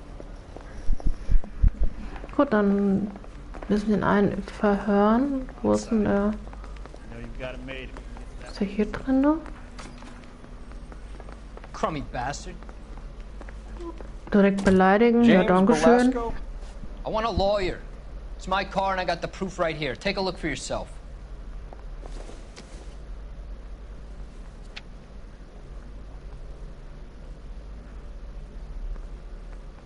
James Velasco. 146 North Fremont Avenue, Downtown. Okay, hier fährt ein Chevrolet, Limousine, Zylinder, 1945 Baujahr. The paper is real enough, Velasco, but the car isn't yours. This pink slip is a forgery. Okay, dann würde ich sagen. Dann, okay, verhören wir ihn gleich mal. Also auf jeden Fall der James Velasco. Augenblau, 25 Jahre alt, Haarfarbe braun, männlich, beim Fahren von gestohlenem Fahrzeug verhaftet. Gut, Kurier für des gestohlenen Autos. Where were you taking the car, James? Blow it off, greenhorn. You'll get nothing from me.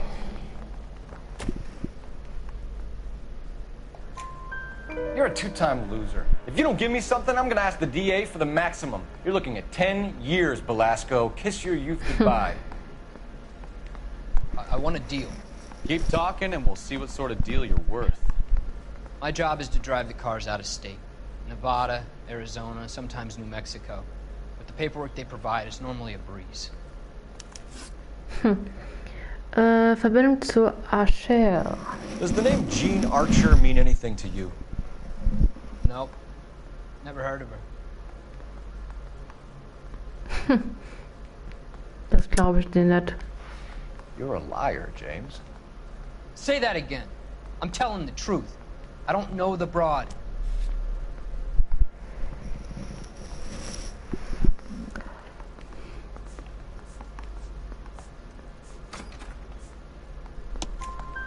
So that's why you both have the same address printed on your pink slips. She's a mule for these stolen vehicles, genius. Same as you. Jesus. All right, I know her. Stupidest broad I ever met. Always cooking up crazy schemes. I don't know why those guys use her.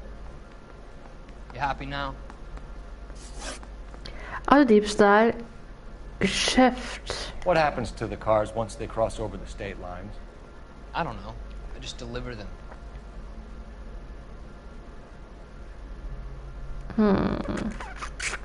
Es ist selber unsicher, oder wie? Give me something, Velasco, Frühstück. or I'll take you back to the Sehr cells gut. and tell the whole station you're a child molester. How long do you think you'll last? Okay, okay. I hear you. The cars get sold in Chicago or back east. Sometimes I bring back cars coming the other way. Gestohlene Autos im Lagerhaus. Where do you pick up the cars, Velasco? Warehouses. Mainly in East downtown.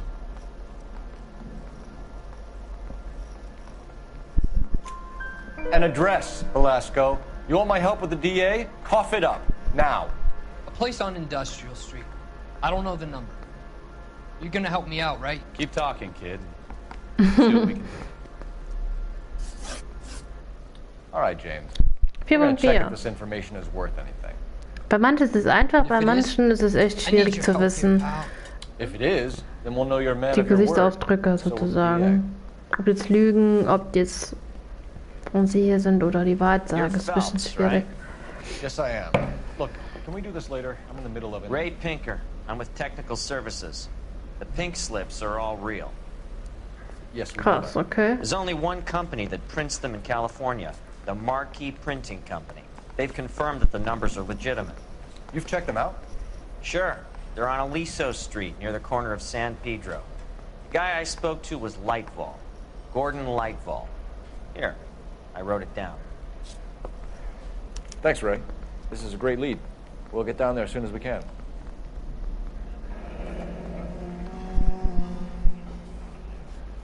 Okay. Wo können wir als nächstes erstmal hin? Gehen wir erstmal raus aus dem Gebäude. Hier nicht lang. Kommt man hier runter.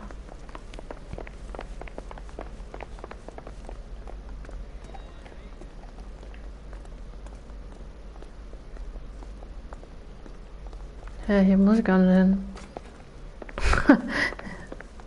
Schatz, wäre mein Kollege. Das war jemand, die sehen aber gleich aus, die manchmal. Wo ist denn nochmal da? Hier ist Exit, hier ist raus, okay. Phelps, your GTA suspect, Gene Archer, spotted by a patrolman. Western Union office, 253 South Hill. Less than a minute away down the street if you run. Go! She won't hang around. Ich beeile mich ja schon.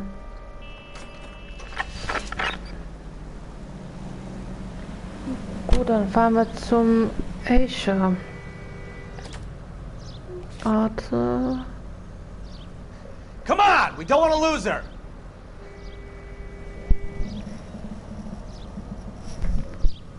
Okay. Ja, wir fahren ja schon. Meine Güte. Okay. Du musst irgendwie hier so drehen. Oh je. Fahren jetzt mal.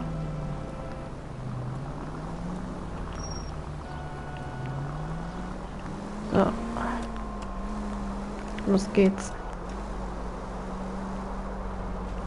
Schon hier vorne direkt. Okay. Gut. Check caching and payload loans. Ah, we missed her. Ask the lady at the counter what happened. I understand you, but thousands wouldn't. I'm looking for Gene Archer. Yes, sir. She's already gone. She seemed in a terrible hurry, shouting and cursing. Is there some kind of problem? No problem, ma'am. Thank you for your help. And I thought this was such a nice area. Und jetzt? Obnoxious oaf. Okay.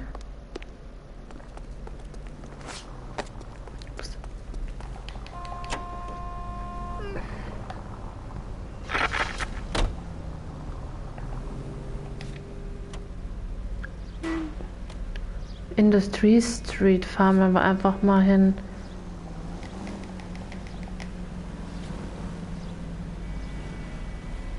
Hm.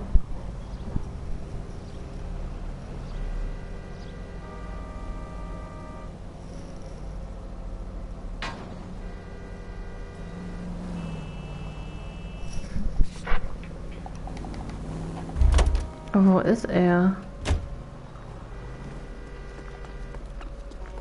Hier rein, oder? I'm gonna make him take me to the pictures tonight. Aber warum, hä?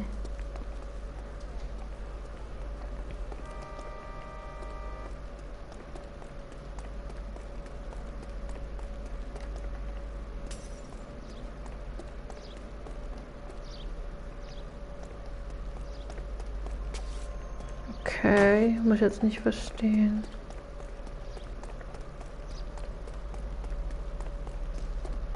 Muss ich jetzt hin? Caching. Wie war ich Caught the doch? guy that was pretending to be dead.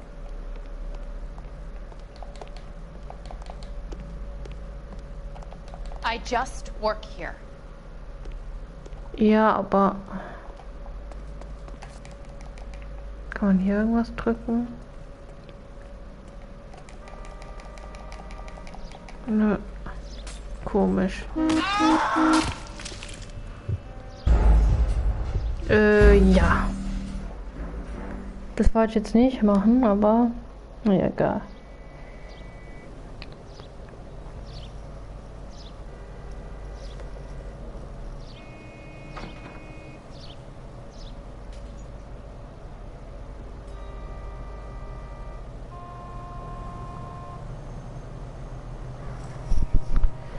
Ja, ich bin ja hier, aber wann muss ich denn jetzt? 5-star, goddamn wedding. Sind hier bei Erscher Business hier?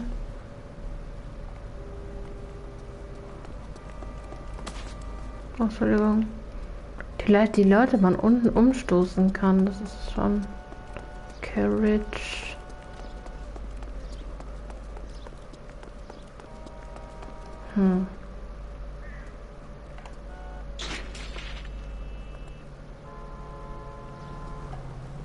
Ich habe keine Ahnung.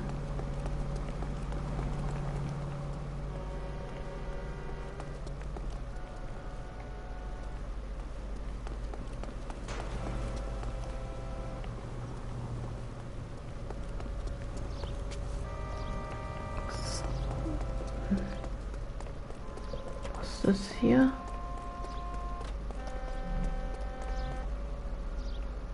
Auch nix, okay. Aber hier ist doch jemand.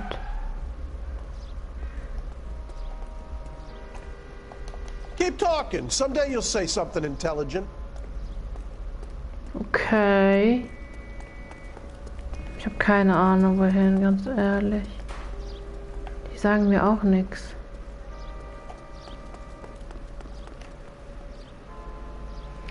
Egal, ich fahre jetzt erstmal zu der anderen Adresse hin. Gucken.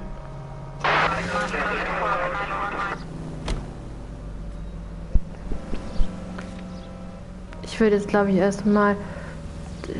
Hier, das wird ja nicht angesetzt, die Frage. Ich fahre zur Markelldruckerei, würde ich sagen.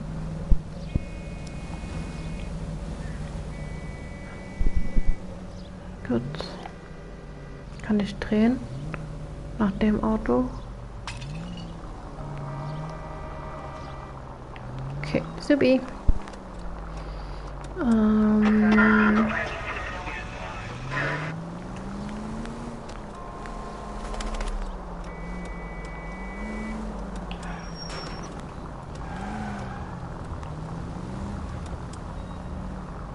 Ich schau mal geradeaus.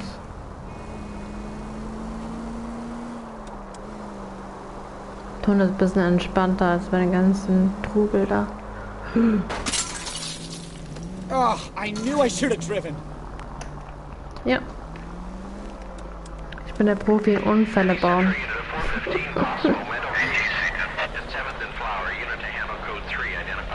Okay.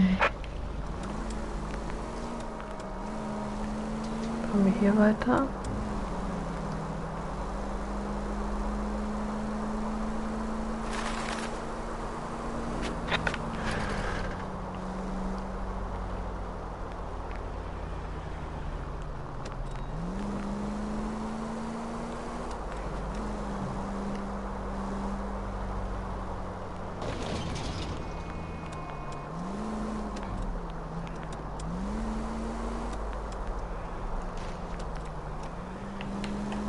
Geradeaus. Weiter, weiter, weiter, weiter. Schneller. Okay. Wow. Was war denn das jetzt? Noire, Druckerei. Gucken.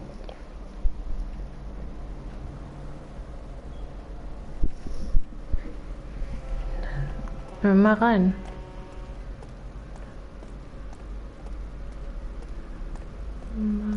Hier, oder?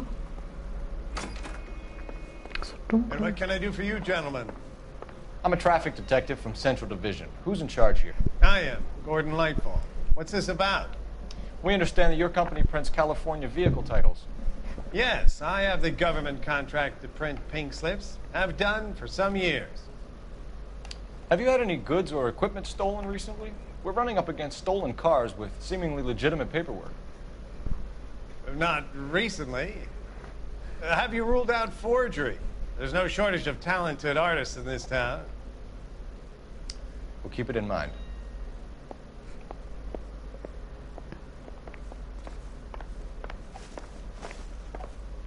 Unterhalten wir uns mal. We have some questions for you, Mr. Lightball. Okay, Gordon Lightfall. Augenfarbe blau, 50 Jahre alt, Haarfarbe grau. Manager der Marqueur-Druckerei. Gut, dann würde ich sagen, wir fragen ihn mal. Wissen über Diebstahlgeschäft. Mr. Lightball, we're currently working 2 auto theft cases. Do you know anything about a car theft ring? Certainly not. Why would I get mixed up in a thing like that? We have suspects with legitimate pink slips that were printed here, Lightfall. You better give me something before I bring the whole department down here. Don't be hysterical, Detective. As a matter of fact, we had a similar problem a couple of years ago. A number of used car lots were selling blank documents to a criminal organization. Fahrzeuglieferung. Do the names Cliff Harrison and James Belasco mean anything to you? No, they do not. Harrison bought his car from Coombs. The pink slip looks good, and that points the finger here. Do you have any employee trouble? No, I don't. They've all been carefully screened. Look, now that I think about it, the name Coombs sounds familiar. I think they may have been involved in stolen documents in the past. Coombs Automobillieferungen. Do you have a delivery ledger, Mr. Lightfall? We would like to cross-check against the Coombs Automotive Emporium. It's a little out of the ordinary, Detective. I'm not sure I can share those sorts of records. Er ist sich nicht sicher, also machen wir auch anzweifeln. Hand it over, Lightball. You don't want us having bad thoughts about you, do you? Very well, but this really is irregular. Over here. Gut, geschafft. Alles klar. Gibt's hier irgendwas noch Bestimmtes? Was haben wir hier? Look for patterns, recurring names, unusual addresses, anything out of the ordinary.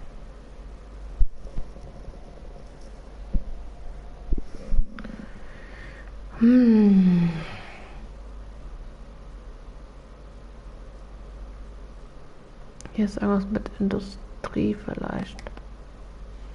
Oder? You certainly encourage repeat business, Lightball. This Mr. Bigelow is a good customer. Sorry to bother you, sir.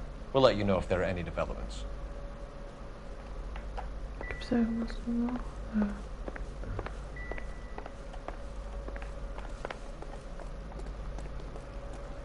Okay, wir müssen jetzt hin.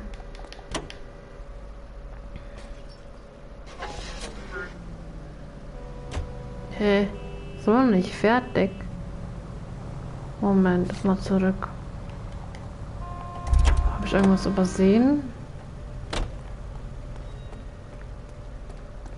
Geh ich nochmal rein.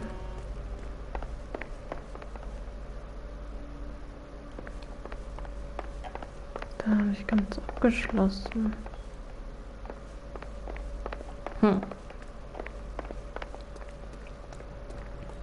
Okay, wir fahren jetzt zu der einen Straße.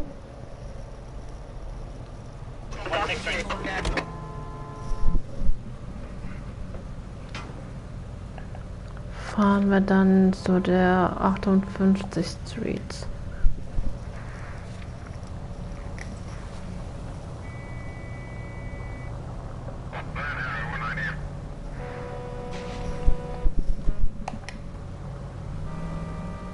Oh, Moment. Hey, was macht der? Wir wollen da hinfahren. Okay.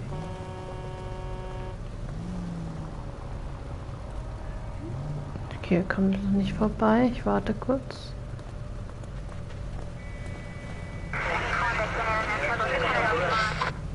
Komm, wird grün, hopp.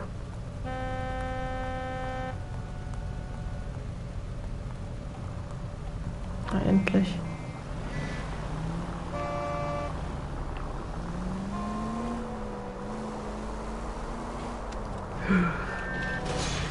Das war knapp, sage ich mal so.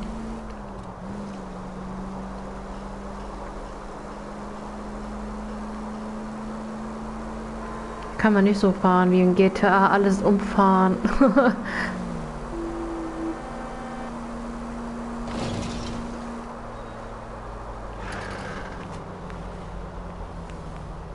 Okay, eng. Watch it! Okay, kann man schon alles umfahren, aber ich fahre einfach mal mit hier lang. Biege ich mal hier ab. Open your eyes! No, my eyes is closed.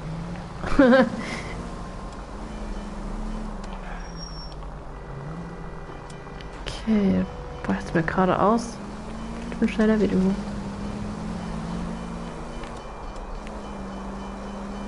Darf jetzt nur keiner abbiegen. Okay, geradeaus nur noch.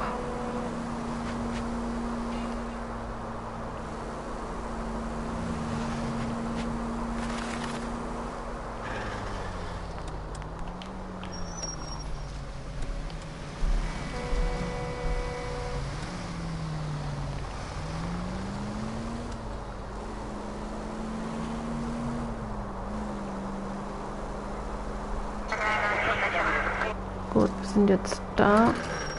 Biegen wir jetzt hier ein. Gut, geschafft. Mal gucken, was hier abgeht. We should call for a couple of black and whites. Get Fleischer down here. I thought you Marines were gung-ho, Cole. You have a 45, don't you ever want to use it? I'll take the back. Just give me a few seconds to get around there.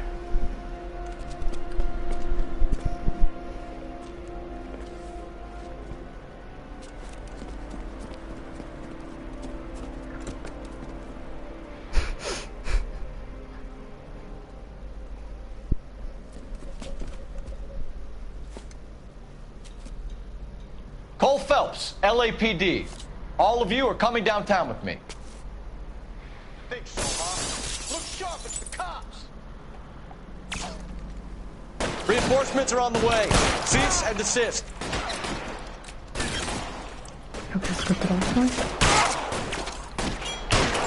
Der will ja alles.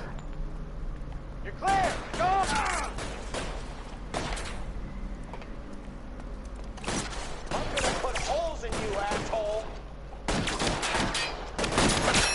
Oh je. I'm gonna put holes in you, asshole.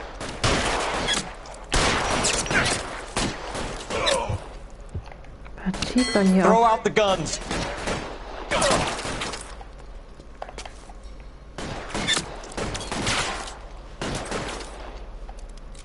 Let me see if I can put one behind. Kurz in Deckung. Puh. I've got you, Phelps.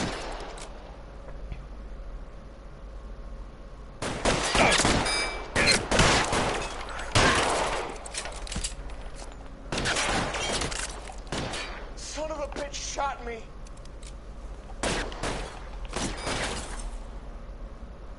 Weapons on the ground, now!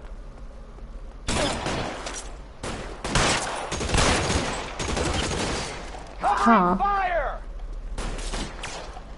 Hier noch ein Maschinengewehr da. Krass.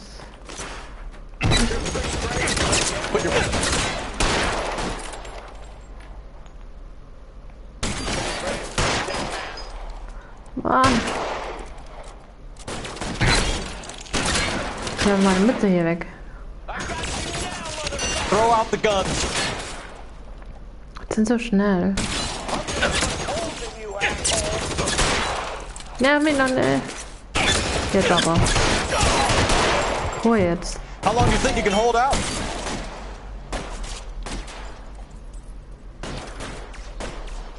Can I get some cover here for the love of God?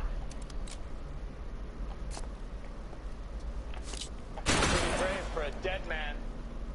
You're surrounded, and your buddies are dead. Da ist einer. Oha. You're covered, Phelps.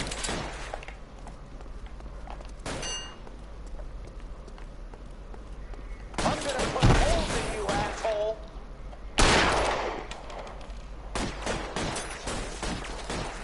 Das sind ganz schön viele.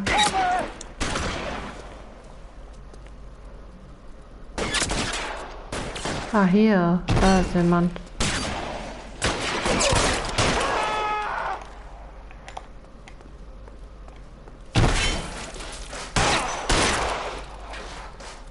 Get in cover. Okay. Da ist noch Let's einer. clear the top floor. I don't want to get drilled on the back Ach so. on the way out. Na dann. Perfekt. Walk out of here, or you can go out in a box. Your choice. Boah, ey, was geht hier ab? Hier oben auch noch welche, oder was?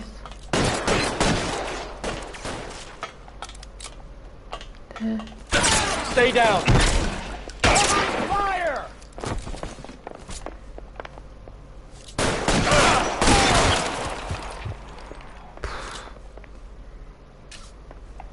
I'm gonna.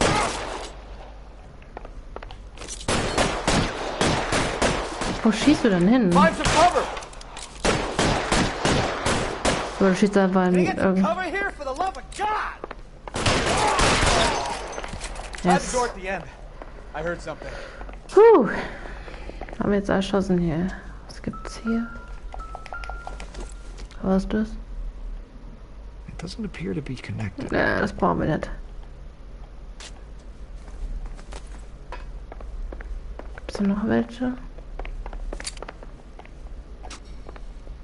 All right, don't shoot. Keep your hands up. Watch him, Bukowski. He doesn't move until I've tossed this place. Aber ich muss mich kurz hier umschauen. God delightful. Certificate of the Dark.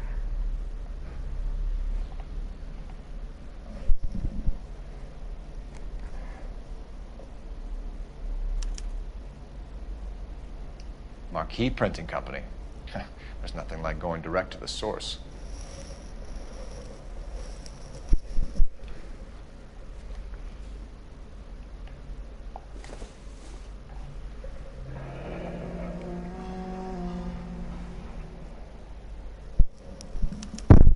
Betting slip.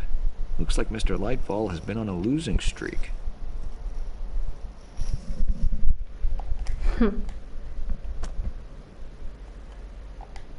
Okay. You'll get nothing from me. Aber warum, hey?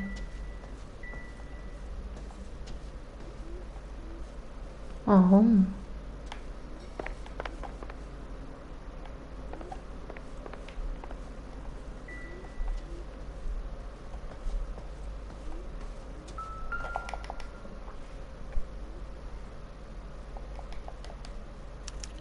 There are enough slips here to keep them stealing cars till Christmas. We've got a trail of pink slips and stolen cars that leads right to your door, Bigelow. You're in this up to your neck, but I don't think you're the man in charge. Make it easier on yourself. Give him up. I do work on cars for customers. You charge in here shooting up the place like it's the Ballad of Bulge. I can't give you anything. Fahrzeugscheinlieferung. We know about marquee printing. You can make this easier on yourself by giving us your man on the inside. I sometimes repair cars and put them back on the road. I need a pink slip to resell them. There's no problem.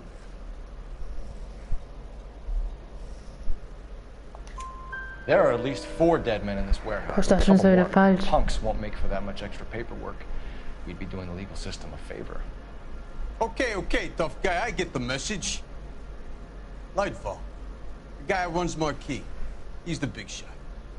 He likes to spend big at the track. He owes people. Verbindung zu Lightfall? Lightfall. The guy with no luck at the track. Tell me about him. It's one of the guys lying over there. You're right. He has no luck. Kann mich nicht veräppeln, du lügst mich an. That's the best lie you can come up with, Bigelow? Hey, would I lie to you, detective? I'm not exactly in a good position here now, am I? Was haben wir hier?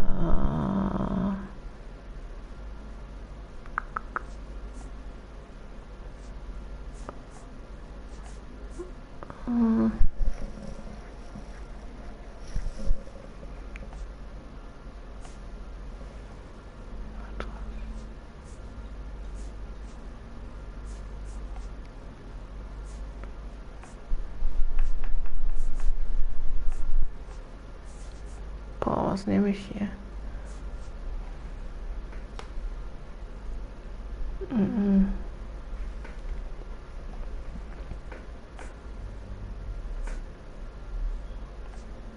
Wir brauchen diese Adresse.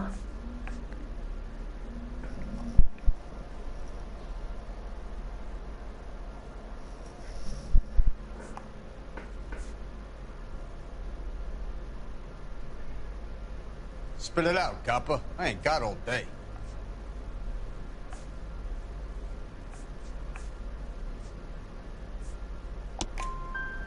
Gordon Lightball owns Marquis Printing, a government print shop.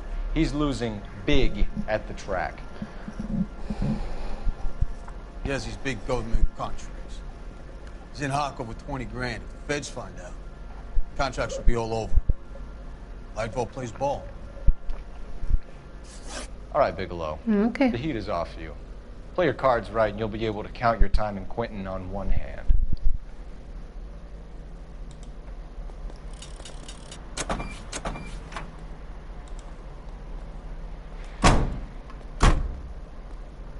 Okay. Gut, wo müssen wir jetzt hin? Gordon Lightfall festnehmen. Okay, wir müssen jetzt festnehmen. Was gibt's hier zu sehen? Nix, okay.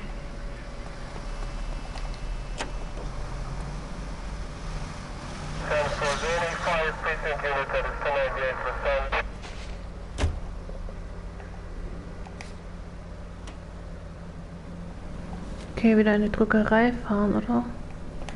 Okay.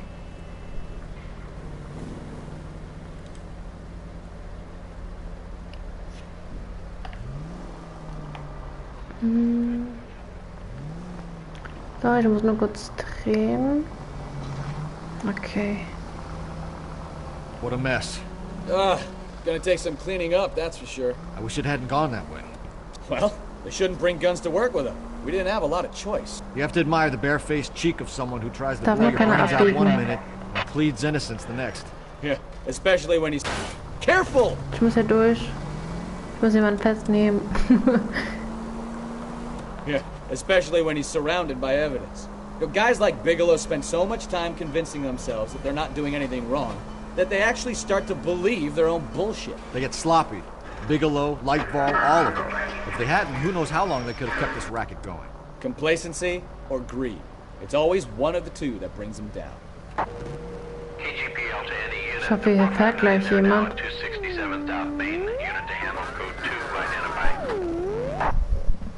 Was waren das für gruselige? Geht's hier irgendwie weiter oder nicht? Jetzt waren alle gleichzeitig. Es wird keiner, aber fahren alle gleichzeitig.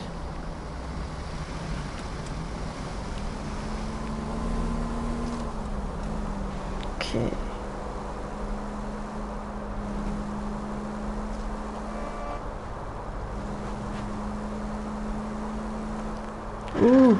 Was macht denn der?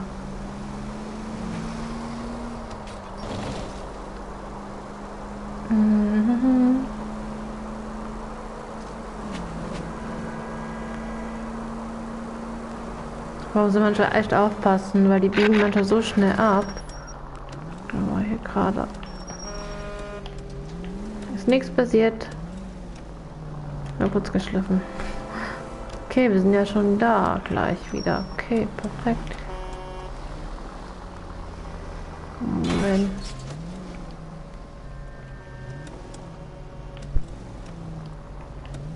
Ich muss nur kurz drehen. Oh, jetzt kommen die von der anderen Seite auch noch. So, ganz langsam. Okay. Gut. Biegen wir jetzt hier ab wieder.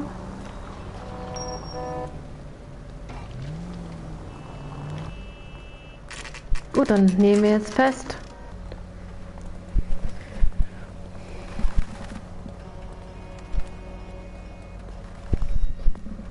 Oder müssen wir noch mal mit ihm sprechen vorher?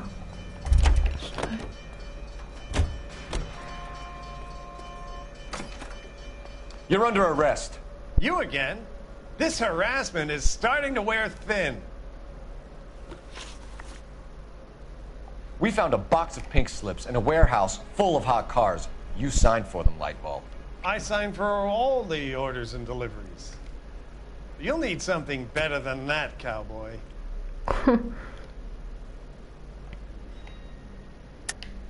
Save it, Lightball. We already have all we need to send you down. I've had enough of this. You either produce some shred of proof, or I call my attorney.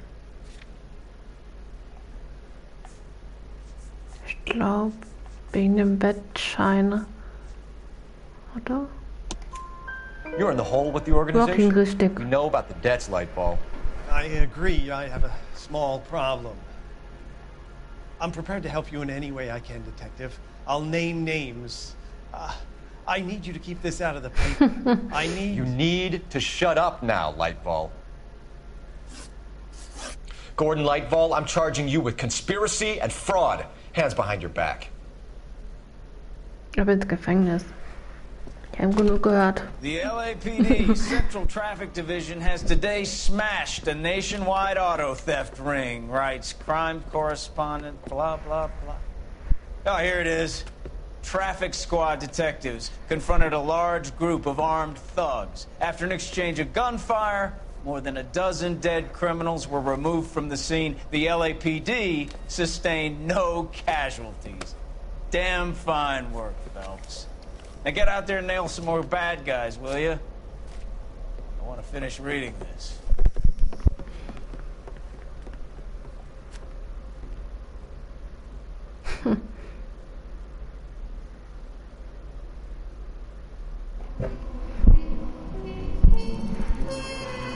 Okay. Boah, Fahrzeugschaden 1500. Archer bleibt auf freiem Fuß mit den Einnahmen aus dem Verkauf und dem nächsten Ding im Auge. Ja, Mist. Naja, kann man nichts machen. Eine kleine Sequenz wieder. My family runs a shipping business in San Francisco. We used to have 2 ships a week to Tokyo. We've been in shipping for 2 generations, Hank. I've never been on a voyage anywhere. I feel like Odysseus in the beginning of his journey. The Odyssey took 10 years, Cole. This is the American century. America can rule the world after we win this war. We need to stay alive, Cole. These men are counting on us. Have you heard what the veterans are saying to each other? No. Golden Gate and 48. That's 4 more hard years of fighting.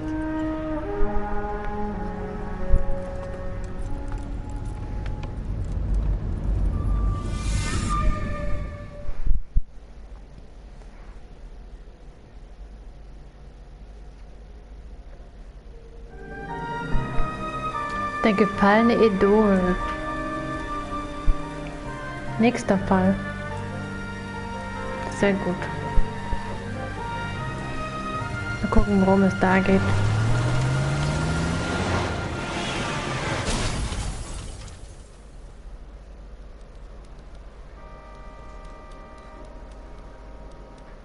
Phelps, Bukowski, you have a new case. 2 women. Possible drink drive. How was that a case?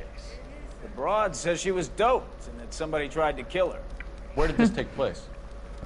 That's the bit you're gonna love. Right across the street. What? A Chevy Styline took a nosedive off the escarpment, fetched up underneath a Cola King billboard. Up to it, boys. We got bad guys to catch. Okay, neuer Fall, neuer Glück. Wir sind jetzt... See you later, fellas. Try not to work too hard. Look at you, Bancho. Okay, schauen wir uns das mal an. Das neue Fall wartet auf uns. I'm just trying to fit in. Educated, hardworking, straight as an arrow. I hate to break it to you, Cole, but you'll never make it. Petisticker.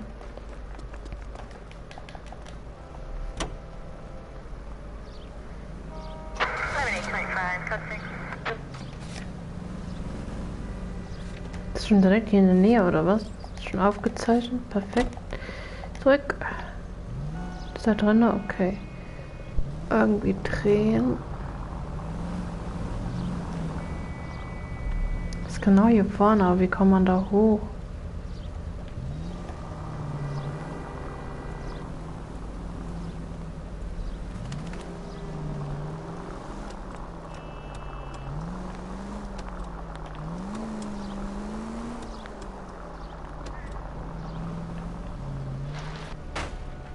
Kann man hier hoch?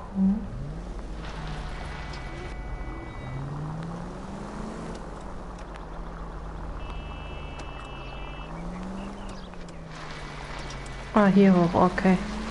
Stop just ahead. Gefunden. Sehr gut.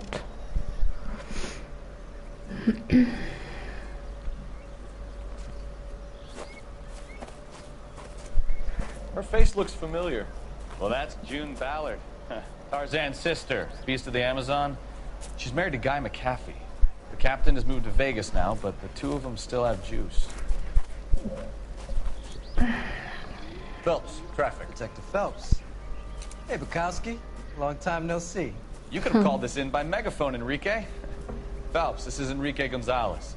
Enrique was a pretty decent middleweight. What do we have, Gonzalez? Broad drives right through the empty lot and off the side of the escarpment. Her story is that a movie producer doped her and her friend and sent the car over the cliff. Was anyone hurt? The driver's beat up. Not too bad considering. If she hadn't hit that billboard, you'd be scraping both of them off the pavement. Passenger's a Jessica Hamilton. She's just a kid. She's pretty knocked around. Kid gonna be all right? I think so. They've taken her to central receiving.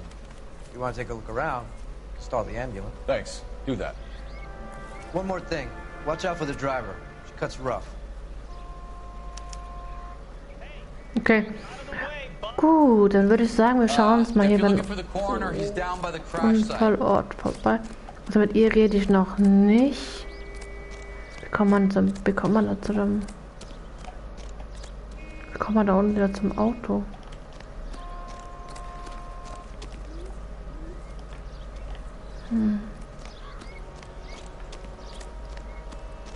Gibt's hier noch irgendwelche Hinweise? Dann würde ich sagen, ich gehe kurz mal unten zum Auto hin.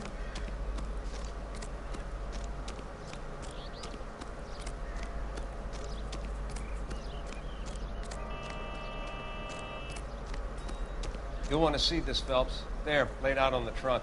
And that isn't even the best part. Alles klar, machen wir.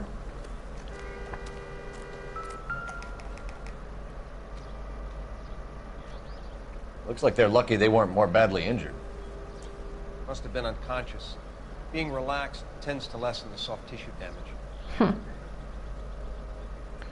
Okay. Gibt's sonstiges noch hier?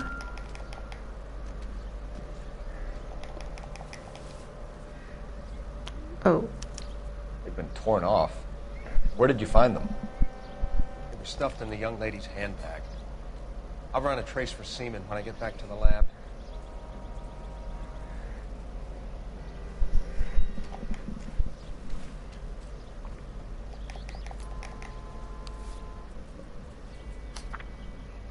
Ein Brief. Komm nach Hause. Du brauchst dir keine Sorgen wegen Vater machen. Es ist alles vergeben. Er ist temperamentvoll und kann sehr stolz sein, aber du bist immer noch sein kleines Mädchen und er liebt dich. Ja, weiter.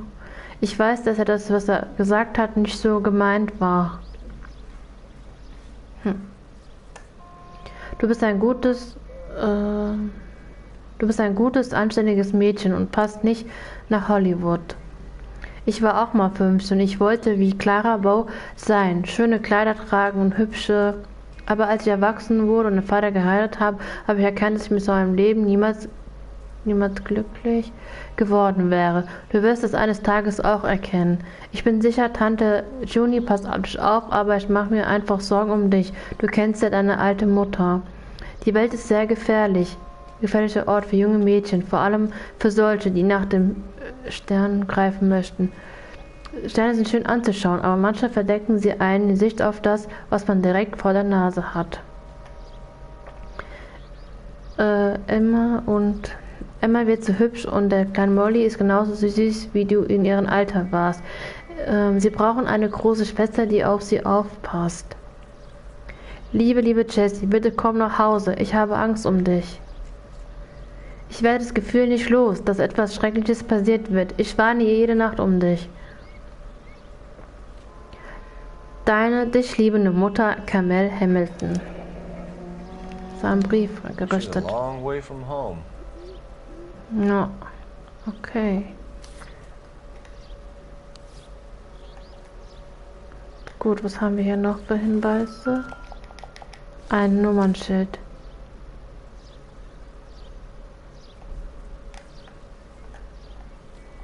Okay, nichts Besonderes. Was haben wir hier noch? Was haben wir? Gehe ich mal auf die andere Seite.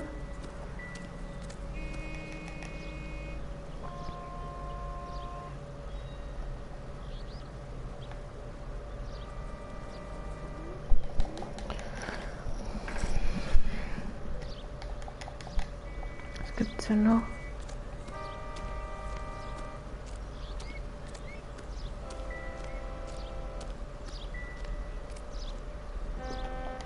Drunk driver? Maybe not.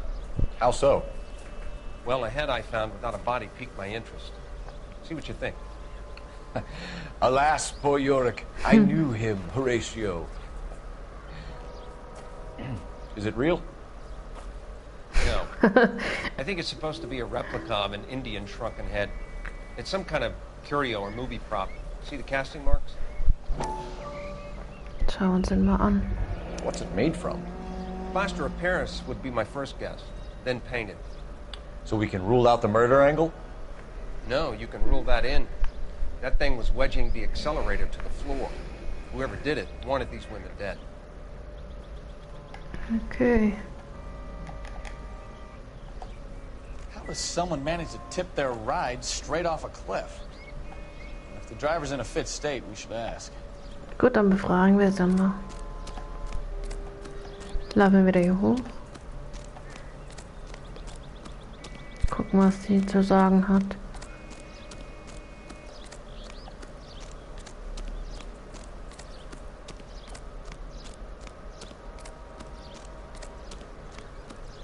Mrs. McAfee, we would like to ask you a few questions, if that's okay. I prefer to use my maiden name, June Ballard. You might be familiar with some of my work. Can you tell us what happened here? You're kind of cute for a cop. Maybe a bit on the serious side. What about me, June? I'm a big fan of You? Beast. I don't like. Keep out of this. Okay, das ist die June Ballard. Augenfarbe blau. Haarfarbe schwarz, weiblich und ist 41 Jahre alt. B-Movie-Schauspielerin und Fahrerin des Unfallfahrzeugs. Gut, dann würde ich sagen, wir fragen immer. Angeblicher Drogeneinfluss. We understand that you're still suffering from the effects of the accident, Mrs. McAfee. The officer says that you claim that you were drugged. But who did this to you? That rat slipped us a Mickey Finn. It's no wonder I feel so dopey. I can't remember. I don't believe you, Mrs. McAfee. The story's too far-fetched. I think you were drunk and lost control of the car. Well, I suggest you get the results of a blood test first before you go shooting off your mouth. Unless you have some other proof.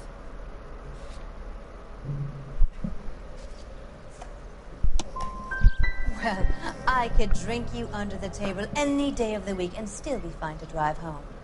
Be careful. I'm starting to dislike you.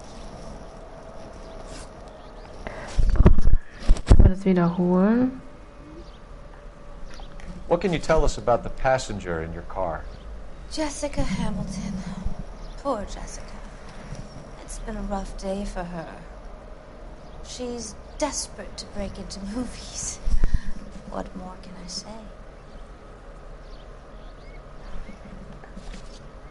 Was war nochmal die Frage?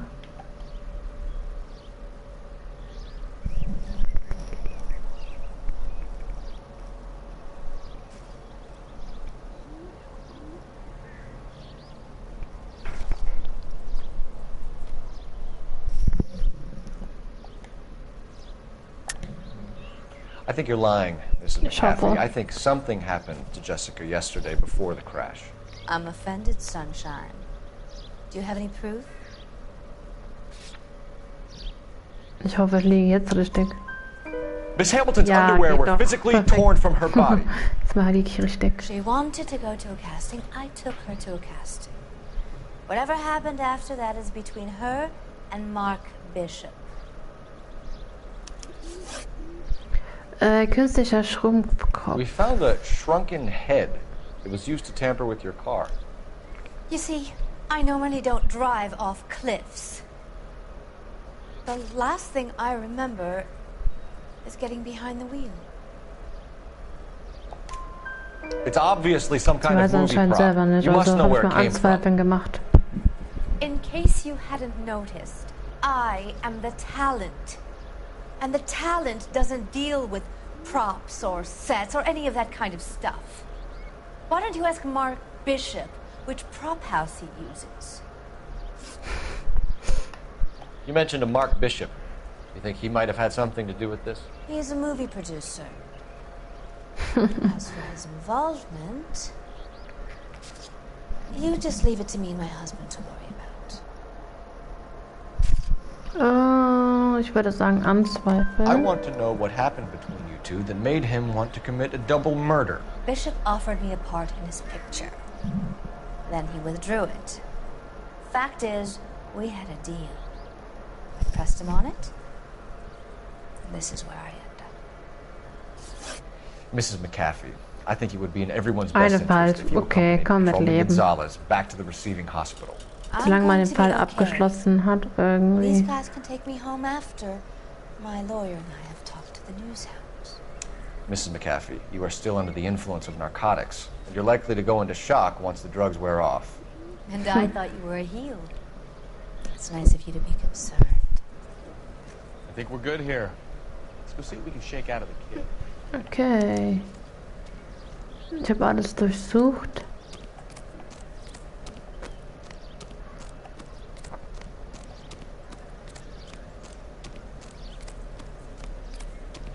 Wir müssen jetzt als nächstes hin.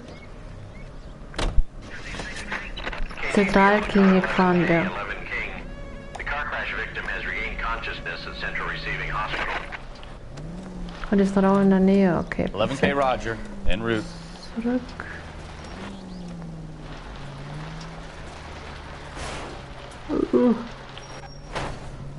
Okay, ich wusste nicht, dass es jetzt so tief runter geht. Ah, ey. Oh Gott. Okay, das war's. Ich muss ein anderes Auto nehmen. Oh Mann. Nein.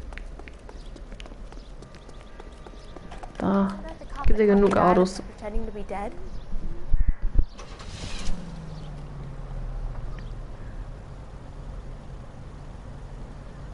Schneller, wir müssen zum Krankenhaus. Okay. Dreh ich mal. Geht's hier weiter?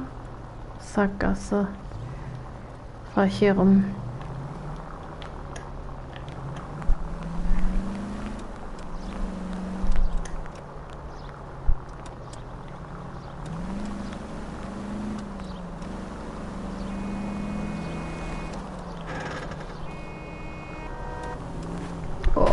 Enge Kiste hier. Zurück. Hier runter.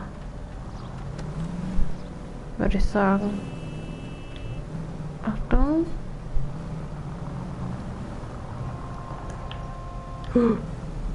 Achtung, ich muss hier vorbei. Stopp. Ich habe keine Zeit. Now look what you've done.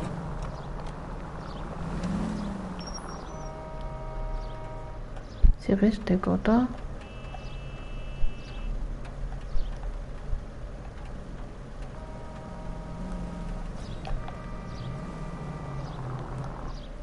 Okay, jetzt bin ich richtig. Okay. Dann wollen wir mal gucken. Gehen wir ins Krankenhaus rein. Hello, Detective Phelps. Here to interview a Jessica Hamilton.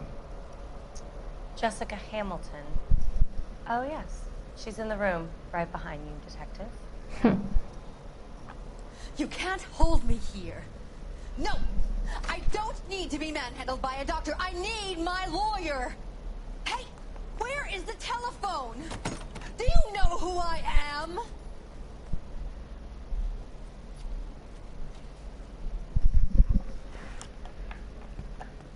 So, hello, Doctor.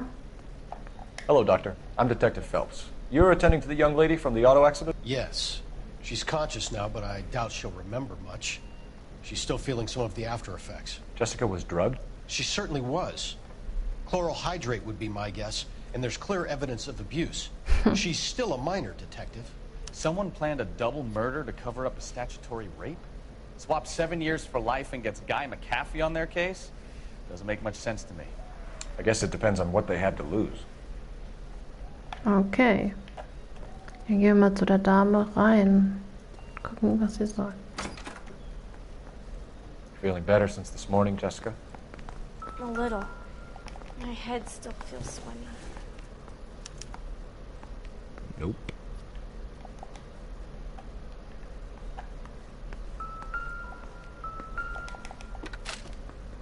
Okay.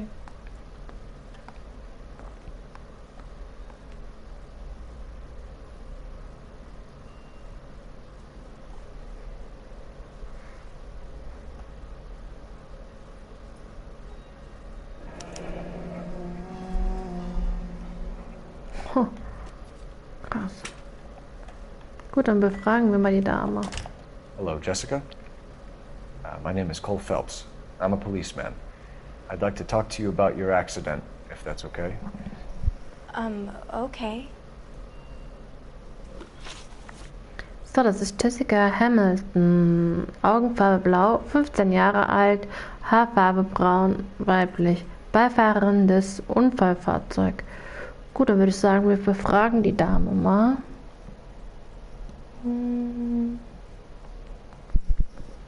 Unfallbericht. Can you tell me what you remember about the crash? It's all kind of fuzzy. I remember waking up here. Nothing happened yesterday. Sie lügt. Tell the truth, Jessica. Why the big cover-up? I'm not lying to you. Und was ist mit der Unterwäsche? We found your underwear in your handbag, Jessica. You need to tell us what happened. The doctor told me what happened. I didn't want that. I just wanted to be a star, to be in movies. I told Junie what happened, and she told me to toughen up. That was the price of stardom. Did she now, cold-hearted bitch? It's not Junie's fault. It's not my first time. Immer auf die anderen I had a boyfriend schieben. back home, but My father found out about it. Even if you consented, Jessica, you're still underage. Kontakt zu den Eltern. You need to get in touch with your parents, Jessica, to tell them what has happened. Oh, you don't need to worry them. They sent me along to stay with Aunt June. They trust her to take care of me. Das kann ich dir nicht glauben. You're lying, Jessica. How are we going to make this right if you lie to us? Please, Detective, why would I lie to you? Weil wir den Brief deiner Mutter gefunden haben. Because you're a runaway, Jessica, and you don't have your parents' permission to be here. Now, do you want to tell me what really happened? I went with Junie to this strange place. It's difficult to remember. Someone gave me a drink to calm my nerves, and then I felt faint. I think I must have passed out. Verbindung zu Bishop. How did you meet Mr. Bishop? Well, Junie is a big movie star. You probably know that. She's doing a new movie.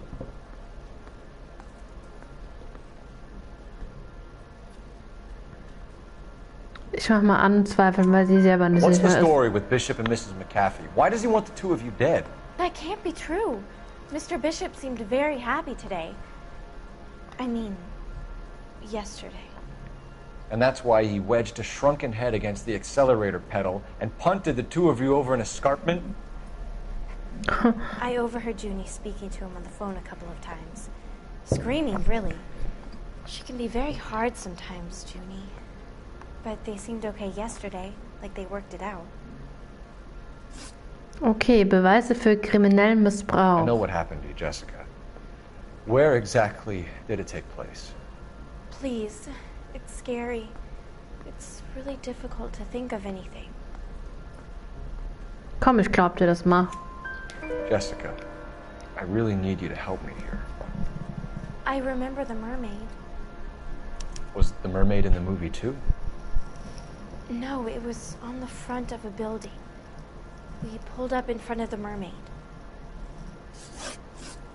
Thank you, Jessica. You've been a big help. Here's my card. If you think of anything or you need some help, just get in touch, okay? Okay. Gut. I think it might be a good idea if you went back home till you felt better, Jessica. I couldn't do that, officer. What if I got the part and I wasn't there?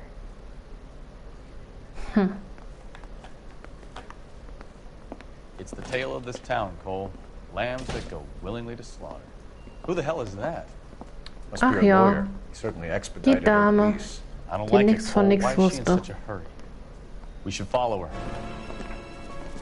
Achso, jetzt müssen wir die verfolgen. Okay, na dann. There she goes. Come on. Also wir müssen nicht so nah dran. Der darf uns halt nicht bemerken. Ja, natürlich. Autos fahren direkt wieder. So, die ist schon fast weg. Ballard is definitely up to something.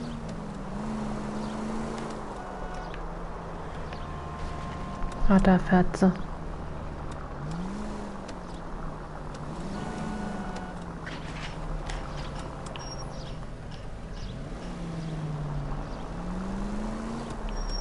She seems to have made a remarkably Warum speedy fahren immer so recovery. viele Autos, wenn man jemanden verfolgen tut?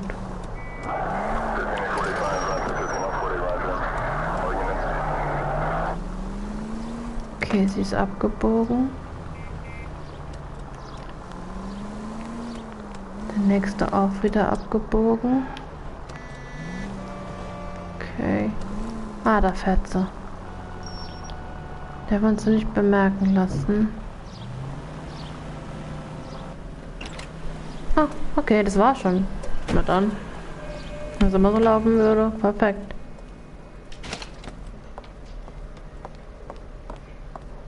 Get in there and see what she's up to.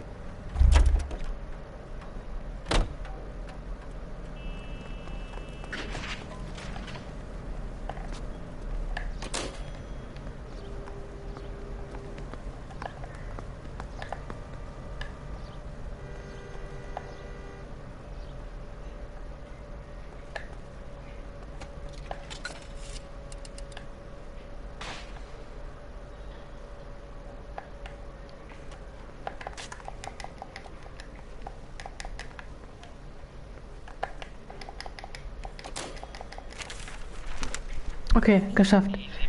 Jetzt müssen wir noch lauschen. No, I don't want him taught a lesson. You know what I want. Well, then make someone else do it. You still know people out here, don't you? Then make some calls.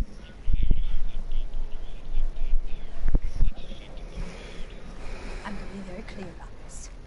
You get this done, or I'm... Ja, aber der Name steht noch nichts. Mr. Mark Bishop, that son of a bitch, lives in apartment 803.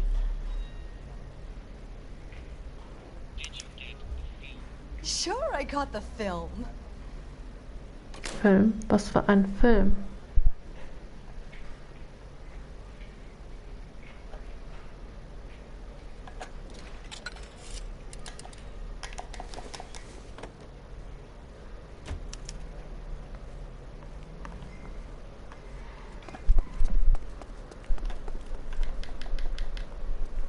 Gehen wir ein Auto zurück.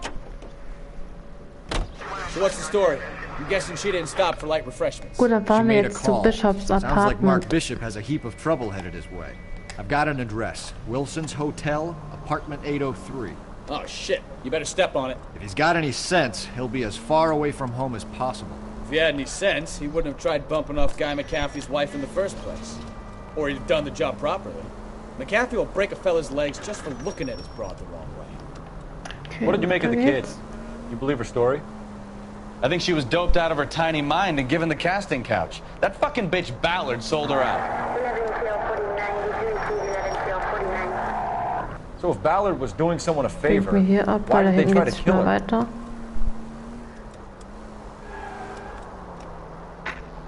Any unit able to handle citizen reports of 211 in progress. 437 East State Street. Unit to handle code 3 identify. All units in the vicinity in car 11K, 11 King, a 415 in progress at apartment 803, Wilson's Apartment Hotel, 1220 West 7th Street, Fahren wir hier Westlake weiter. Park. 11K code Mal 3, all gucken. other units code 2. KGPL clear. Gun it! Let's get to the apartment before someone gets hurt. Ja, ich beeile mich ja schon.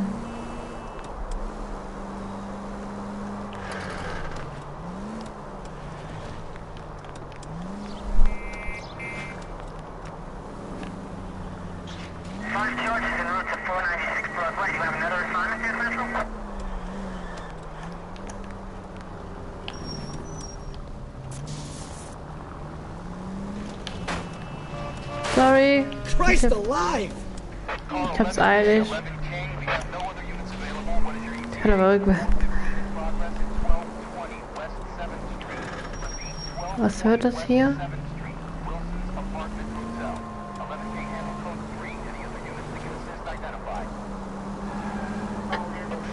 Roger, KGPL. 11K en route. Okay, wir sind gleich da. Biegen wir jetzt hier ab. Sorry, ich muss hier rein. Okay. Bishops Apartment.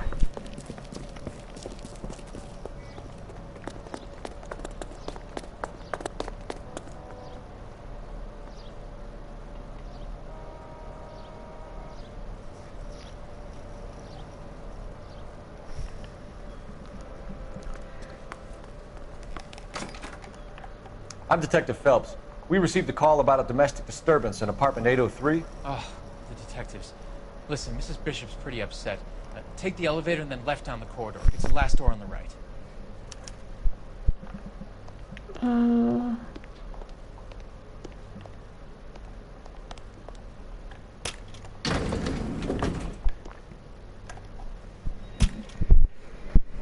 Sounds like we're about to make it a hat trick of hysterical female witnesses.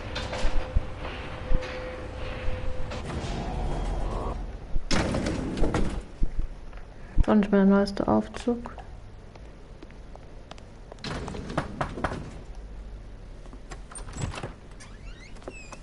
LAPD, ma'am. Are you in danger? I'm all right now. You just missed them. Horrible, awful men. Are you injured, Mrs. Mrs. Bishop. Gloria Bishop. Please, come in, officers. I'll just need to sit down for a moment. Okay, ich war zu spät, oder was? That's perfectly normal, ma'am. Okay. Just look at this mess! Schnell soll man We'll da take a quick search of fahren. the premises, ma'am. You take a moment to gather your thoughts. I will.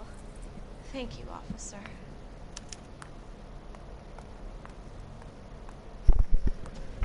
Gut, dann würde ich sagen, wir schauen uns mal in dem Apartment um und suchen mal nach Hinweisen, was hier passiert ist und so. Hier haben wir irgendwas, oder? Was haben wir hier? Not sure this means much. Ne, das brauchen wir nicht, okay. Ich habe das doch gerade angeklickt, da ist doch gar nichts. Incidental.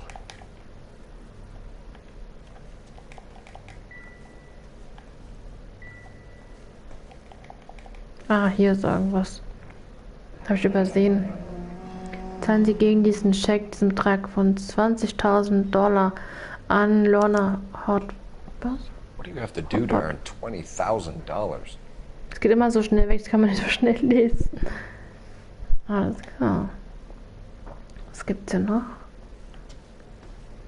Also im Schlafzimmer nichts mehr. Schauen wir im Wohnzimmer oder Flur. Was haben wir hier? Neues Testament. Hasn't given me anything to go on. Bibel. Ne, Bibel brauchen wir nicht. Was ist das? Gay Cowboys für Mark Bishop mit Dank von Silver Screen Geschenk für Mark. Okay.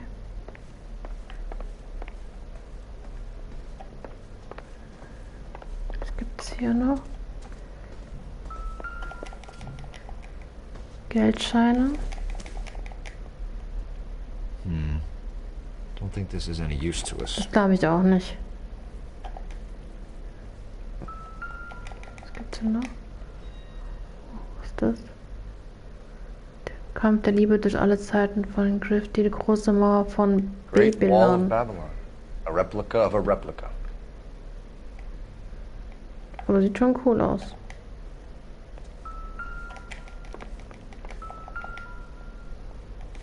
Was haben wir hier? This isn't what we're looking for. Okay.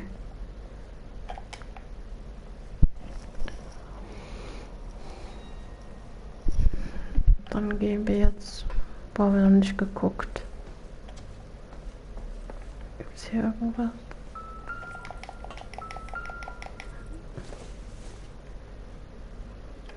Don't think this is anything. Ich glaube ja. Besteck auch nicht. Aber man kann ja trotzdem überall mal gucken. Was haben wir hier noch? Eine Uhr. Doesn't look like anything. No.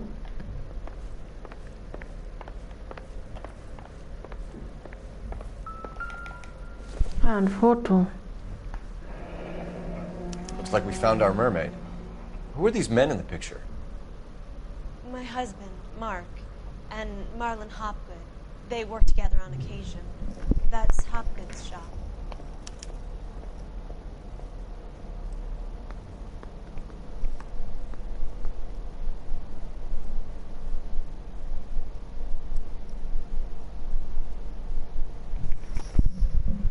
Okay.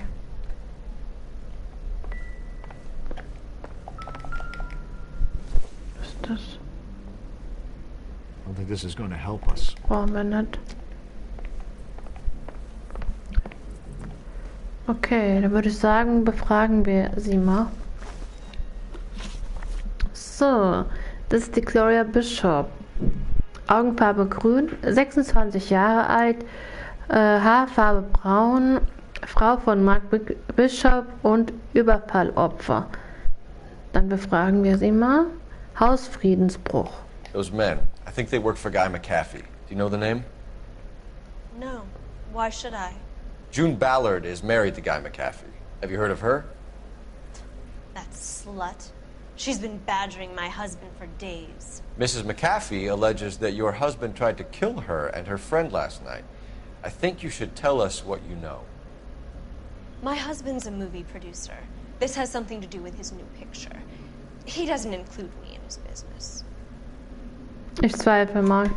June Ballard said she had a deal to be in his new picture. Mark repeatedly told her no. He had Joan Leslie lined up for the role. That's how he got the finance. June made all kinds of threats. She was very rude to me. You know June Ballard? We were both on the same picture a few years back. That's how I met my husband. Aufenthaltsort von Bishop. Where can we find your husband, ma'am? He told me he would be on set. That's all I know.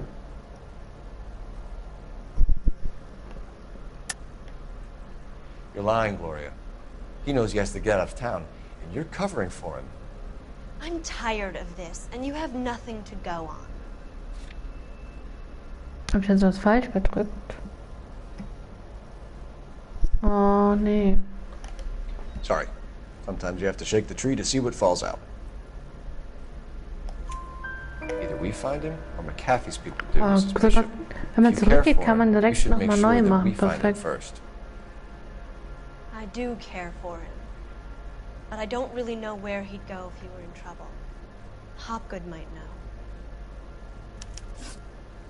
Scheck über 20.000. Why is your husband paying Lorna Hopgood $20,000? Lorna? Marlon's ex-wife? Are you sure? You're lying, Mrs. Bishop. It's some kind of payoff. You know exactly what the money is for and who it's getting paid to. Do I? Would you like to prove that, Detective?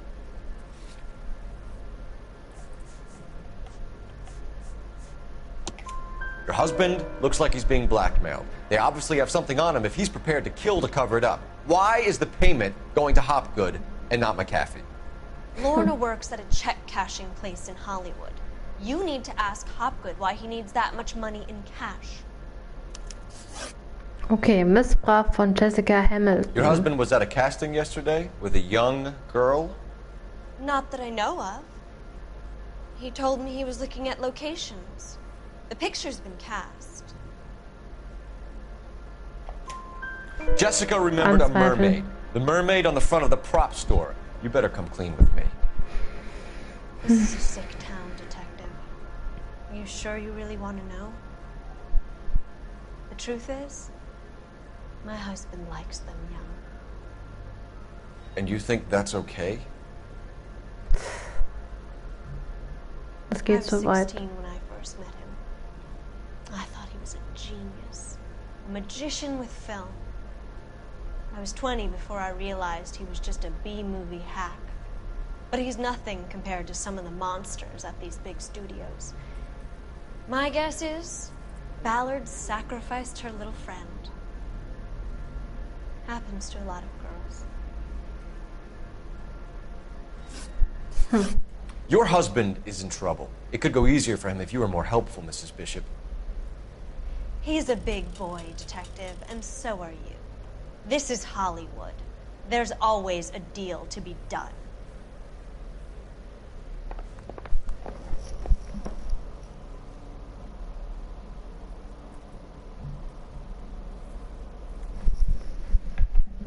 Gut, dann gehen wir kurz.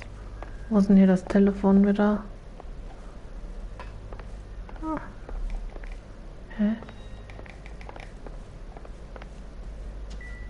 Was war das eben für X?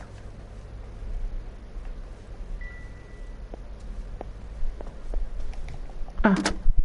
Ja, vorbeilaufen. Operator, message for KGPL. Putting you through now. Phelps, badge 1247. How can I help, Detective? I need a location on a silver screen prop store. Just a moment. Silver Screen Props, corner 3rd and Figueroa. Thank you.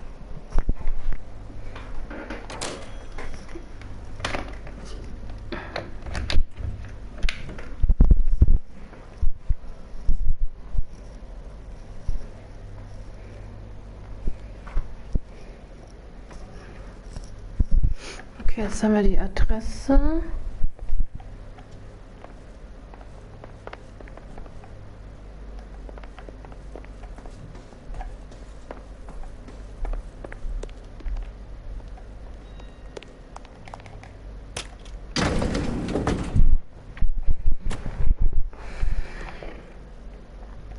aging movie star, a wannabe starlet, and movie producer's wife. We're finally rubbing shoulders with the almost rich and famous. And from the stories they've given us, clearly none of them can act. So, ich würde sagen, wir machen beim nächsten Mal weiter. Wir müssen ja dann in das Reladen fahren und mal schauen, was er zu sagen hat. Ich bedanke mich auf jeden Fall an die Zuschauer, die mir zugeschaut haben. Und heute Abend um 18 Uhr bin ich auch wieder live. Und zwar spiele ich mit Jason Dinch 87 Team Sonic Racing. Also ihr könnt gerne vorbeischauen, wir würden uns sehr freuen. Und dann sage ich mal bis später um 18 Uhr. Ciao. So.